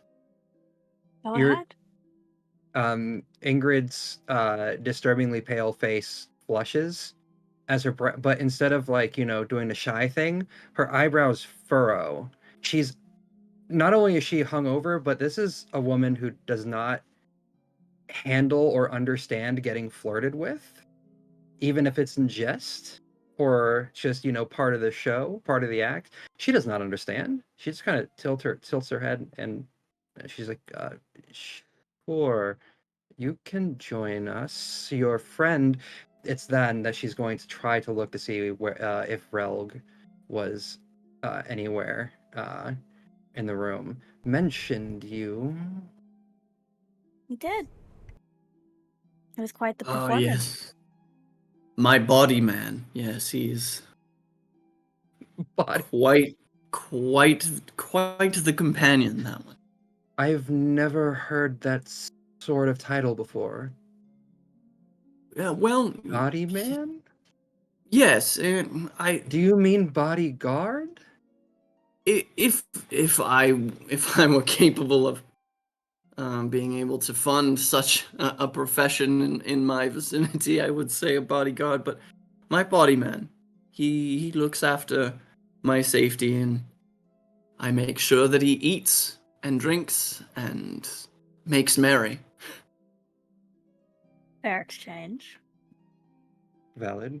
Cersei and I are friends that do stuff like that, I guess, in a manner of speaking. Sorry, my brain wishes to pool itself outside its ears right now. So, Well, if ever there were a pool, there nary be a pool which would not be sweetened by honeyed wine, Ingrid. Jesus Christ, Ingrid is just like so fucking confused right now. On the cusp of flustered and confused. And she's just gonna say, sure. Sure. Cersei, yes. It would be impolite to decline. Impolite, but sometimes impoliteness is prudency, I've found. That is And- true. And prudence is the better part of wisdom, is it not? Wow. Very wise, as it were. There's a lot Just of big drunk. words. Just drunk. Well, I'm curious, what would bring two fine women to this darkened, lascivious corner of Bruges? War and high vampires. Ingrid. To the point. Yes. I Were we- see. To the point. Where War on we- High Vamp. Now that sounds like a oh song. oh it's and then you just notice a click in her she tried for a split second, and she was good at Aretuza, but the hangover, it's not helping her any. She realizes in the second that she said it, and you can see it spawning in her eyes that she might not have she should not have said that. You know, there's a very certain Skelligan noblewoman who might say that my skills at persuasion and seduction may rival that of a vampire. So Ingrid studies you very closely. Cersei just raises an eyebrow like, okay, sure. well, And she's going to turn a look to Cersei, lean in close, and whisper, "He's not. Is he?" He's a shadow. Hangover brain kicked in there, and she's going to look at the shadow. Does this bard have a shadow? I would say absolutely, and I think that the world, or at the very least by the bard's tongue, would say that the world is in agreement that it is a very pleasing shadow. Of course. well, Cuts a fine frame good. even in silhouette. I would be more than happy to hear of your travels, of this tale that you've spun about these vampires, if you would wish to tell it. And as I've made before, if ever there is a song that I pen which makes homage to the deeds of another, there are royalties to be cut from that. It can be quite lucrative to have a bard sing your tales, if you're a prudent businesswoman. Well, Cersei, she thinks you're being serious. Cersei is the business arm of our group. I am Ingrid of Sintra. And she offers you a hand. Whereabout in Sintra? The city proper? Technically, yes. As I explained it to your friend, Sintra is my chosen place to call my home. But do you know Witchers very well? It's kind of a thing for some of them to take a hometown title name. Wow, I am trying really fucking hard right now. I am I so mean, sorry. hangover brain. Yeah, hang I- on, right. I am familiar with it, but one, and my acquaintance Dandelion sings of him in great Oh. report. I've seen Dandelion perform. Very, very excellent. You know, Daniel, Geralt and Ciri and a few others have cropped up, and I don't think we've had Dandelion mentioned yet in this campaign. Would Ingrid recognize that name? I would certainly hope so. A bard of certainly some repute. Well, she's been watching Geralt, so the fact that Geralt has sometimes traveled with Dandelion would probably could make that connection too. Indeed. And the again, a bard of some repute plays music for nobles and is called to court on occasion. There are, of course, rumors that he himself and those that have met and are in good company with him dash of his less reputable habits. But rumors are spread amongst everyone who finds some sort of fame. Dandelion, interesting. Yes, have- there's ne'er a bard in all the realms what does not have envy that good Dandelion penned toss a coin before they did. Right. That Now that is very brainworm good is going to be in song. my head. I was more partial to her sweet kiss, actually. Aren't we all partial to her sweet kiss? Cersei will blush. Ingrid is so confused. Ingrid's just confused. She's gonna look to Cersei, who's blushing, and she's, "Are you okay? Oh, yes, I'm fine. Okay." She's then So gonna you- turn back. Huh? So you're a witcher? Yes. Of the Bear School of Witchers. Which I think it's common knowledge, like like that the Bear School, like for those who know Witchers, the Bear School's gone. Yeah. Calamus, a bear witcher, yes. Even without intimate knowledge of witchers and their schools, you certainly, especially with your craft, would know of this historical event. They failed to clean a hive, a coven, whatever you wish to call them, a gathering of higher vampires, creatures incredibly dangerous, and were turned on in the stories by peasant folk, by the surrounding cities and villages. Their keep was sacked, and there are rumors that the bear witches are extinct, but yet here now stands one before you. A bear of a woman.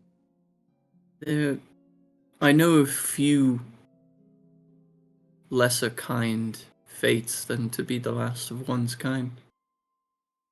My condolences to you. And it raises my spirits to see you. Ingrid looks like she doesn't know how to respond. She's not saying anything. She's just like, there's a wash of emotion in her face. Eyebrows furrowed, eyes scanning over you for a second. She just nods her head. And then she's going to say, I was told by another dear friend once, a long time ago, that it is the most distinct of tragedies when a tradition steeped in honor is put to the wayside. Indeed. And there seem to be so few of us in general, witchers, that remain, at least that I know of. were nearly a few less after what happened in Vizima not too long ago. But Yes. Another tragedy. The reason I remarked so upon your Cintran homeland, I as well hail from Cintra. oh, you do? Yes, small family in Atra. Interesting. Ashra. What part of Sintra is that one again? Is that Is is very it, near the current Nilfgaardian border.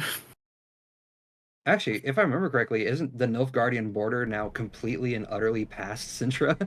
Sindri technically So north? belongs to Nilfgaard, even back before, Atra was to the south of Sintra, and only really, in reality, the sacking of Sintra proper, the city itself, Atra would have gone first. Ooh. I am. She looks a little sorrowful. Memories flooding back in that moment, and she's going to say, "I am sorry. Sintra is a rough spot for anyone, but you survived yourself." Luckily, I was traveling in Redania at the time. I must ask, were you privy to the workings of the court of the city of Sintra? I worked for Queen Calanthe herself for some time. In fact, that's doing a job for the Queen was, well, by request of the Queen for another lord, was how I would wind up meeting Cersei here. Indeed. I must ask, out of what is potentially a morbid curiosity, the mage of the Cintran court, Mousesack, he visited my family's shop in Atra from time to time. Have you heard of him? I've been trying to see if I could track him down. Would Have I? I have fond memories of him from when I was a child. As a mage, would As I a know mage. as a mage?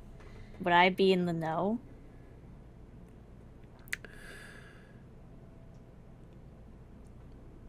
Let's have a roll. Ah. Really? You want me to roll today of all days? I do. Should I roll as well? For anything? Yes. We'll see how the hangover's doing. It's fine. A roll from both. Get ready for negatives. Let's go. I would say, for both of you, this is, and for our newcomers, Calamus, Relgum, very open to roles and things like that. If you have an argument for things you'd like to make, by all means.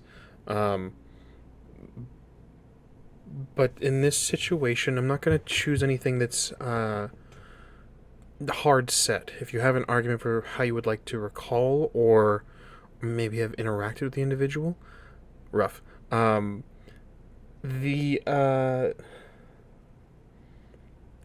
The floor is yours. I can see education. I can see social etiquette, having been in Sintra and dealing with that stuff at the time. Those are just some examples of what I could see if in this case. I'll do education.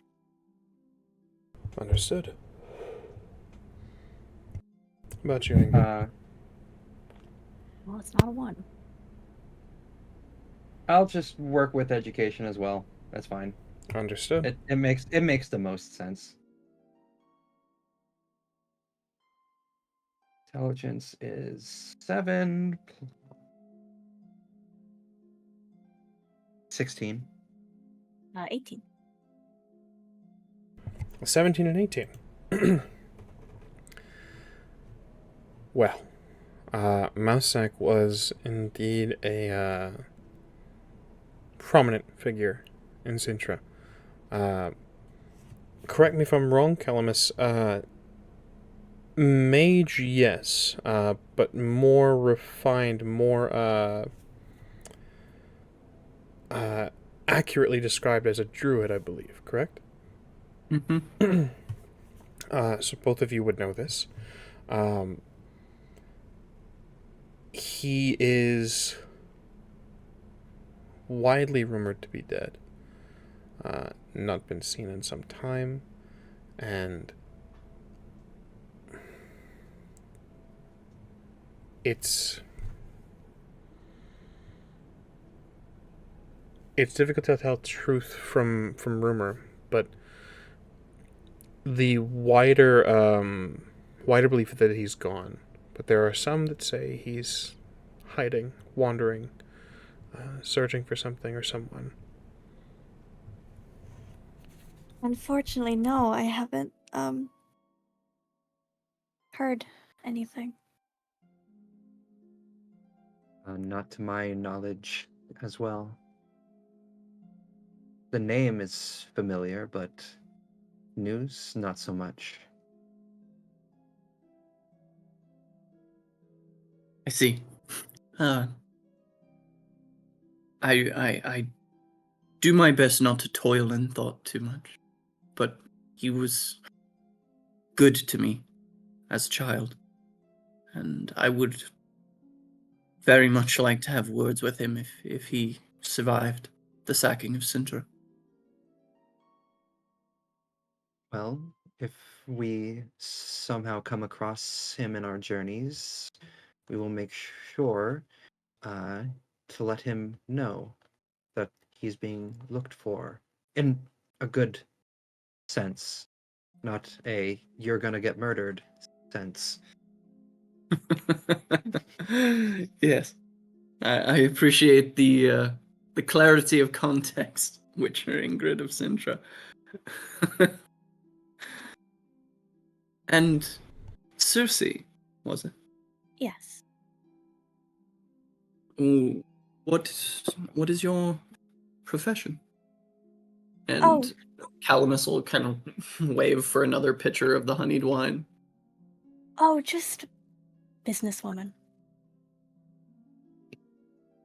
Ingrid Very is good. going to look to Circe and just kind of tilt her head for a second. I have found that the sharpest of businesswomen, well, tend to be the sharpest dressed businesswomen. So it seems you've done well for yourself. Why, thank you. Yes, I'd like to think that I have. I had a shop in Vizima. It is no more, as you can imagine. But we travel now. I burnt it down. Yes, you did. My condolences. I think what little influence the gods may offer that my family's shop remains after the sacking of Atra, and that even beneath the blackened Nilfgaardian boot, they still make coin. It's in that moment that Ingrid just clenches her fist, flexing a little bit, gritting her teeth, as she hears, talk of Nilfgaardians. Flashing back to her beating the ever-living crap out of that one Nilfgaardian prisoner that we had. We take this moment to pan our camera from within the tavern to without. On the side door, Relg, we pass a bit further back in time as we follow you out, as you follow your mark. Brahma turns on his heel, meeting you in an alleyway.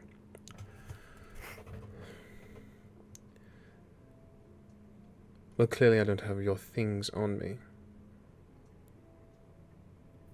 I would imagine that you don't, but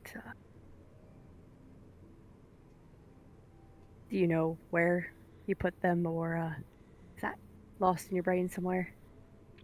Oh, I do. Is it the fever?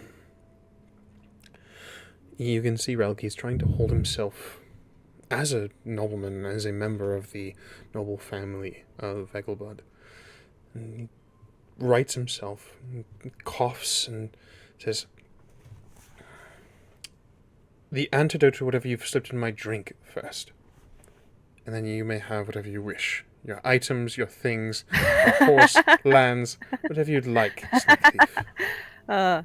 No, I don't think you've ever done business at this point. That's not how this works. I see that the goods are there, and you get what you want. I get what I want. We go our separate ways. We never do this again. I cross my heart if I ever see you at the Gwent table again. I'll walk away.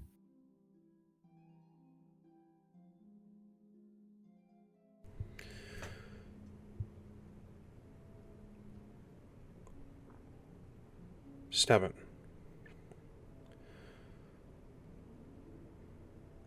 Fine. He pulls a knife from his belt and holds it at you, Relg. I have done this before. I know if you're going to make a threat, if you're going to offer someone an antidote, you'll have it on you. Like a fool, you've come here alone. Now I'll have my salvation, please.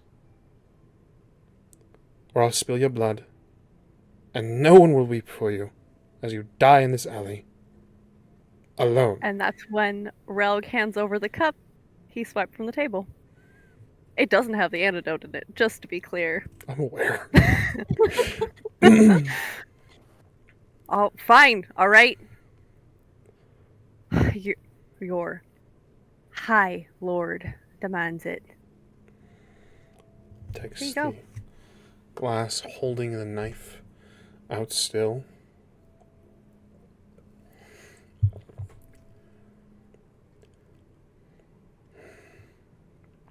Do you really think this was going to work? What was going to work? Having you kill some more time as it works its way through you? He looks down at the glass.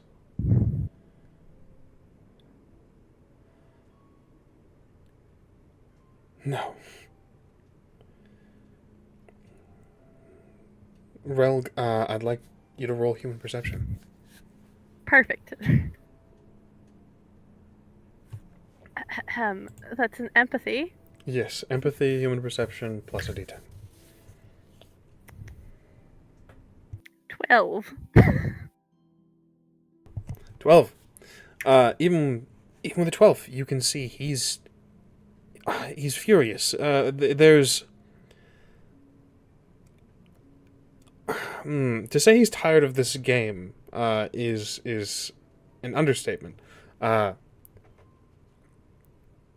He's confident. You can tell that you have what will free him from this on your person, and he is in a few seconds going to attempt to take it from you, whatever that may entail. You have a moment to act if you'd like. Relg is trying to be persuasive with this gentleman, just... I understand that you're angry and you're frustrated right now. But I know right now I can outrun you.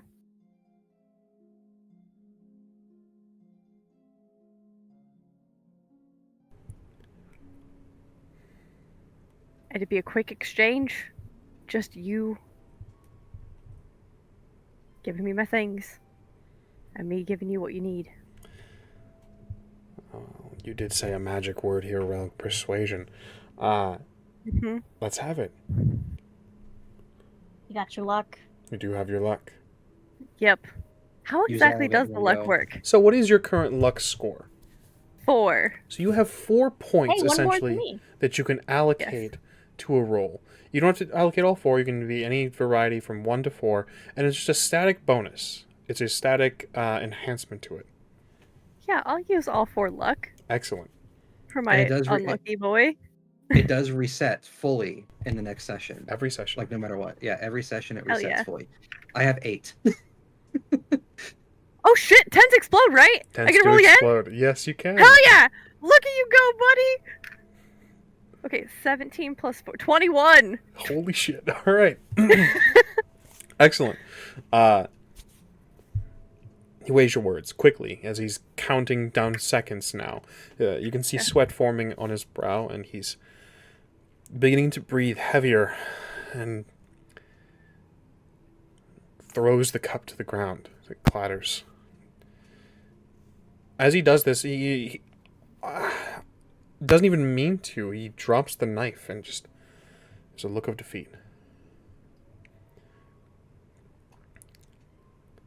It's at my estate. Your things.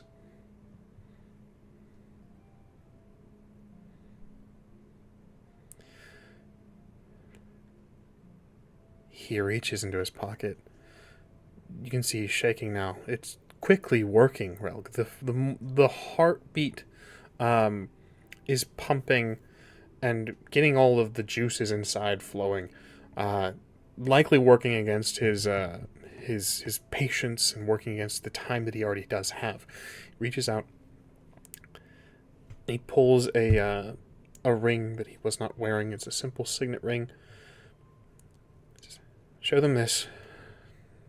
They'll grant you access to my my spaces. You'll find it in a temporary room.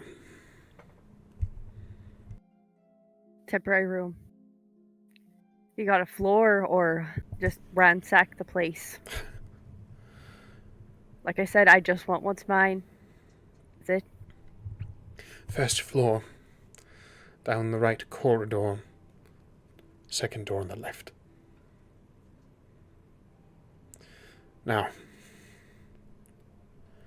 would like my future to not look so dire. And I'd be more than happy to give it to you. And Relg takes and goes to reach for the signet ring and switches it to the vial. So that the signet ring is now in their hand and the vial is in his. Excellent. Weekly. You're gonna want to get a room though. Antidote's not as good. As you would hope. Weekly. There's still side effects. He runs through the side door. At this moment, Calamus, Cersei, Ingrid, you see him burst forth and rush up the stairs. That's weird. You know what they say about those noblemen putting down more than their delicate temperaments can handle before, the sun has reached midday. I think perhaps his bowels have rejected him.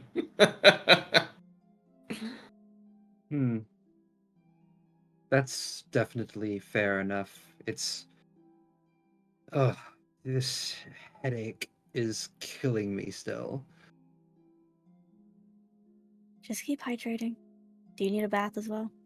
Yes, that's probably for the best. Who knows what question for the GM. Mm-hmm. Being that Calamus has been here and played here and has a certain air of needing certain services, is there another establishment, perhaps of lower repute, where baths would be offered and more readily available? Certainly. Not too far from here either. Calamus will look to everyone and he'll kind of clock Relg coming back in. So, well, I know a place nearby where baths were maybe a bit more readily available. I will warn you, it is a flop house by nature, but if you're looking for the place with the best scented oils and the best products for your hair, skin, and nails, that would be the place. All these noblemen, they frequent there, so the stock of products of cleanliness are to a bit of a higher standard. Called the Blushing Swan, Calamus, for logistics' sake. The Blushing Swan, as it were. What a cute name. Relg walks up to the table and kind of slides in. Sorry Oh. about that. So where exactly were we with our conversation? I believe I owed you two a drink. Yes, and you are owed your royalties. And out of the 45 Redanian crowns, Calamus will split off 30 of them, slide them across the table to Raug. Rug will reach out. There is now a signet ring on Rogue's hand. And they scoop the coin I was in their enraptured when I was pocket. looking at you before by the singing, so I wouldn't even notice the difference. Cersei, I'd like you to make a roll, please. Okay. What do you want me to roll? Either social etiquette or education. Yes, I think that will do. Okay, it's not a 1. Thank God. How many dice are in dice jail today already? Yes. Yes. 7 plus 17. That is a signet ring that belongs to a Vegelbud. That is a prominent house, prominent family in Bruges. It's no one from the core family. Likely a distant cousin or maybe a estranged nephew, but that is indeed the Vegelbud insignia. Interesting. Percy blocks that, and it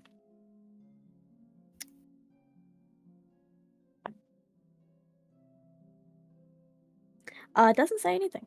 Minding our business. Wonderful. Excellent. You do the same thing that I do, where you're just like odds or evens, yes or no, on if you're gonna do something. Yes. I Well, love that. I did toast with the man, so I guess I should go and see if he's contagious or not. But if not, I would be more than happy to guide us all to the Blushing Swan so that we might refresh ourselves with the sun's rise and perhaps continue conversation with the most pleasant company I think we have had in, oh dear, months has it been, Raug? I've lost track of most time and places you've played. Although I I must understand that. say that overly curious hare that stopped at our camp the other evening was most pleasant company, but you outweigh him by leaps and bounds.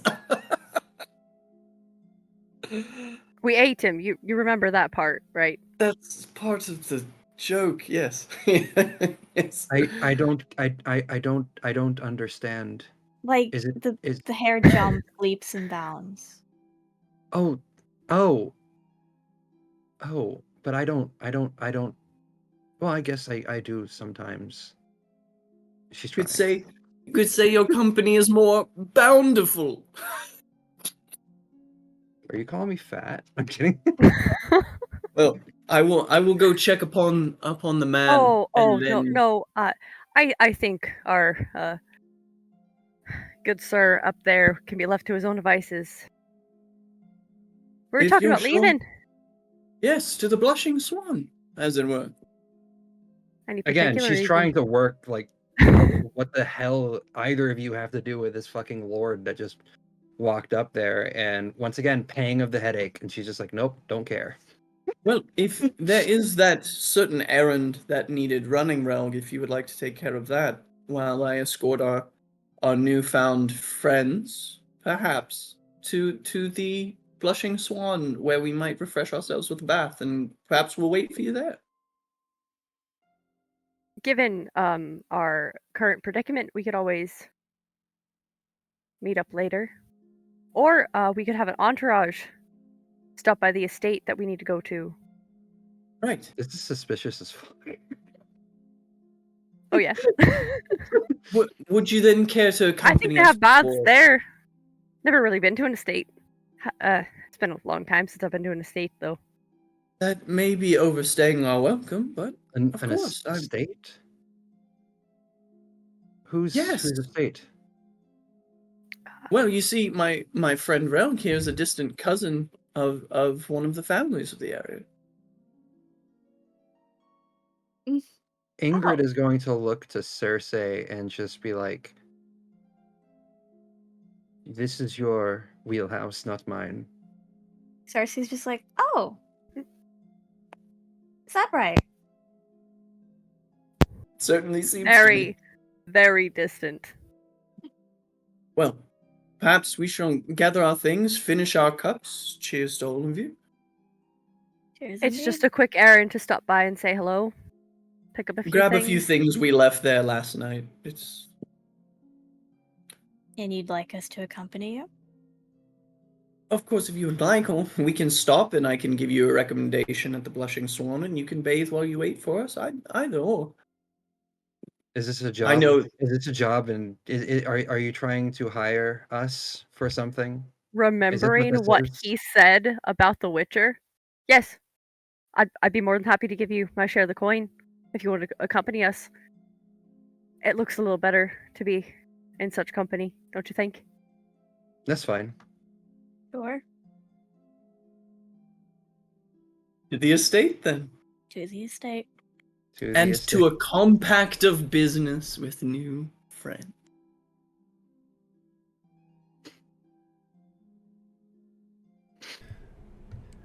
You all depart. There is, of course, foot traffic and travel time. You may discuss what you'd like along the way. But, if there is nothing of note, we, might find ourselves passing time quickly. Entirely up to you all. As we're walking, Cersei just wants to see. I guess she can't. She doesn't care. She wants to not care, but she can't help it. Excuse me. But she can't help it. Is there anything new here? Is it the same as it was? Oh, quite a lot has changed, Cersei, since your time here. When was the last time you were in Bruges? When I got recruited for Aretuza. Recruited, indeed. It has been a number of years. There are new establishments, new signs up. The city itself, the bones are the same, is a good way to put it. But there are new trappings, new dwelling spaces. It's always been large, we'll say.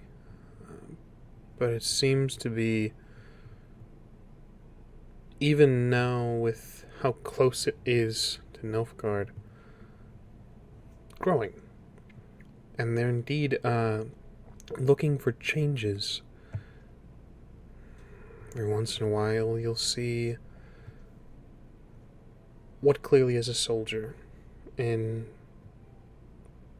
casual clothing.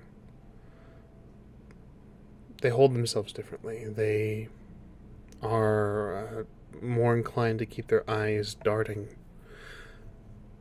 Whose side they might be on, difficult to tell. But the city is no less touched by the war than everything else will soon be. Understood. Ingrid is gonna. I would say while we're like walking and doing stuff, Ingrid is gonna be a little closer to Cersei, just like protective of the friend and understanding that this is an environment that she hasn't been in a while, at least from her extrapolation of events from seeing Cersei's expressions from before. She's gonna lean in. She's gonna be like, "How are you holding up?" Fine. My headache's gone. Just taking in the sights. How long ago were you last here? Oh, I was a girl. I take it not fond memories? No. Understood. Remember, should you need anything, say so. Yep. And she'll just nod. Keep walking. Ingrid straightens up. Full 6 foot. Skellige armor. Would like to clarify as well.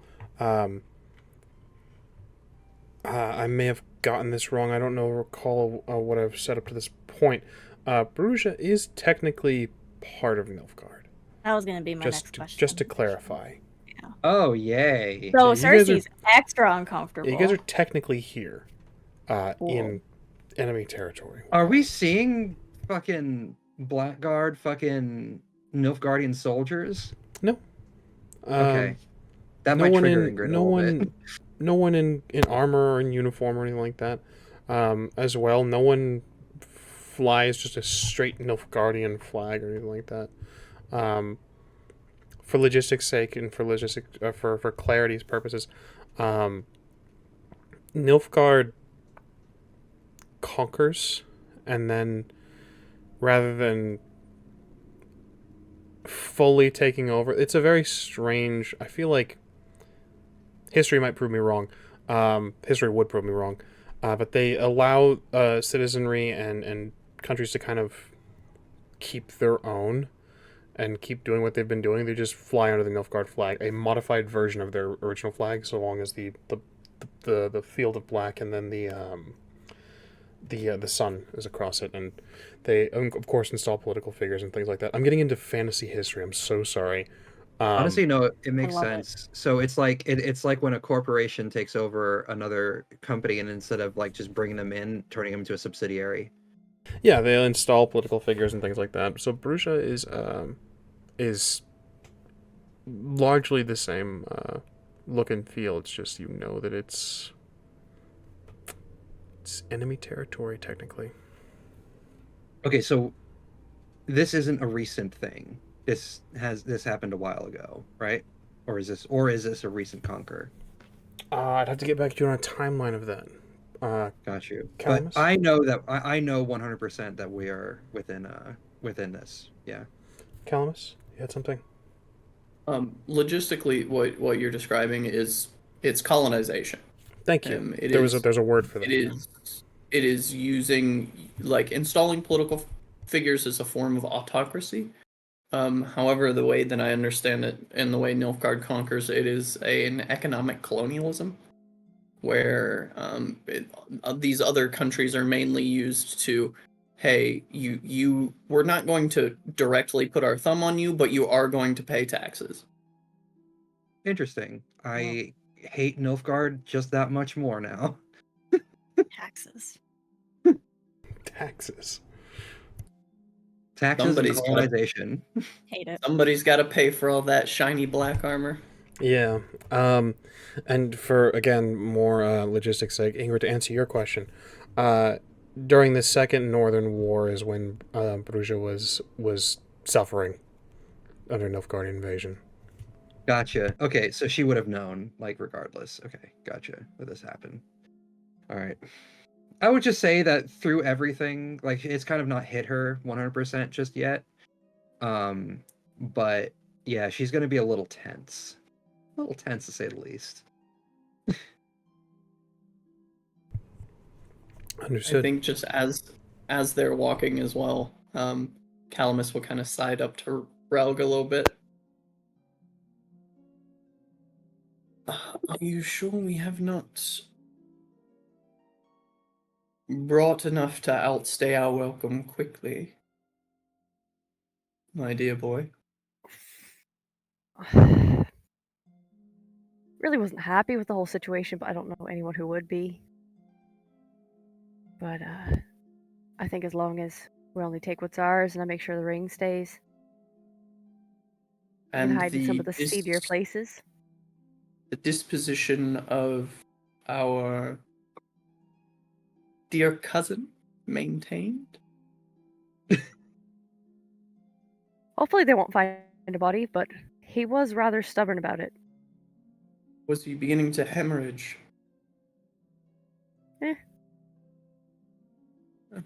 50-50 shot then. He decided to run up the stairs. Imbecile. I told him that I'd run him and it would kill him, but no.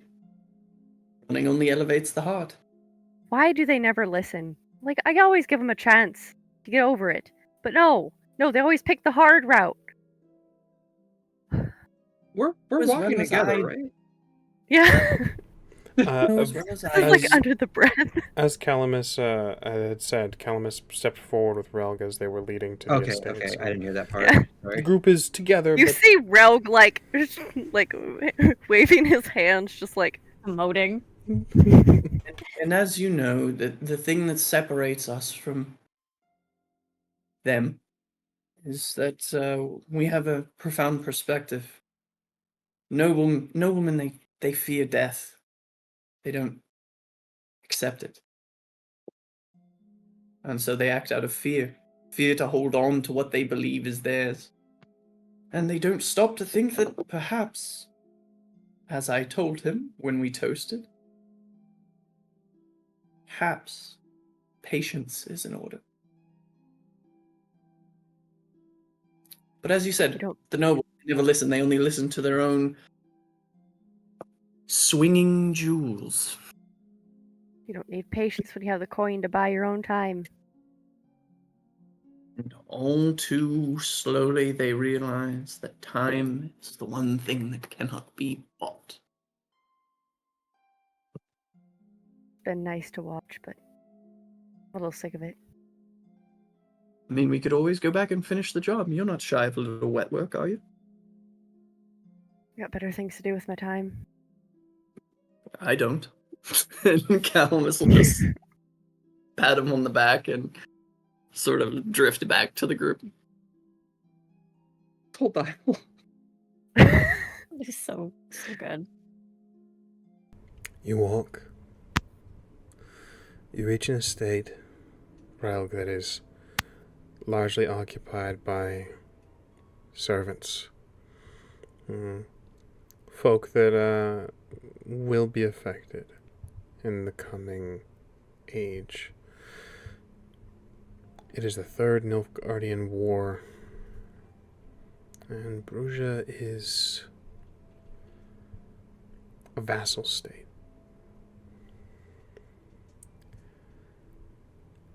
Men will be called from all territories.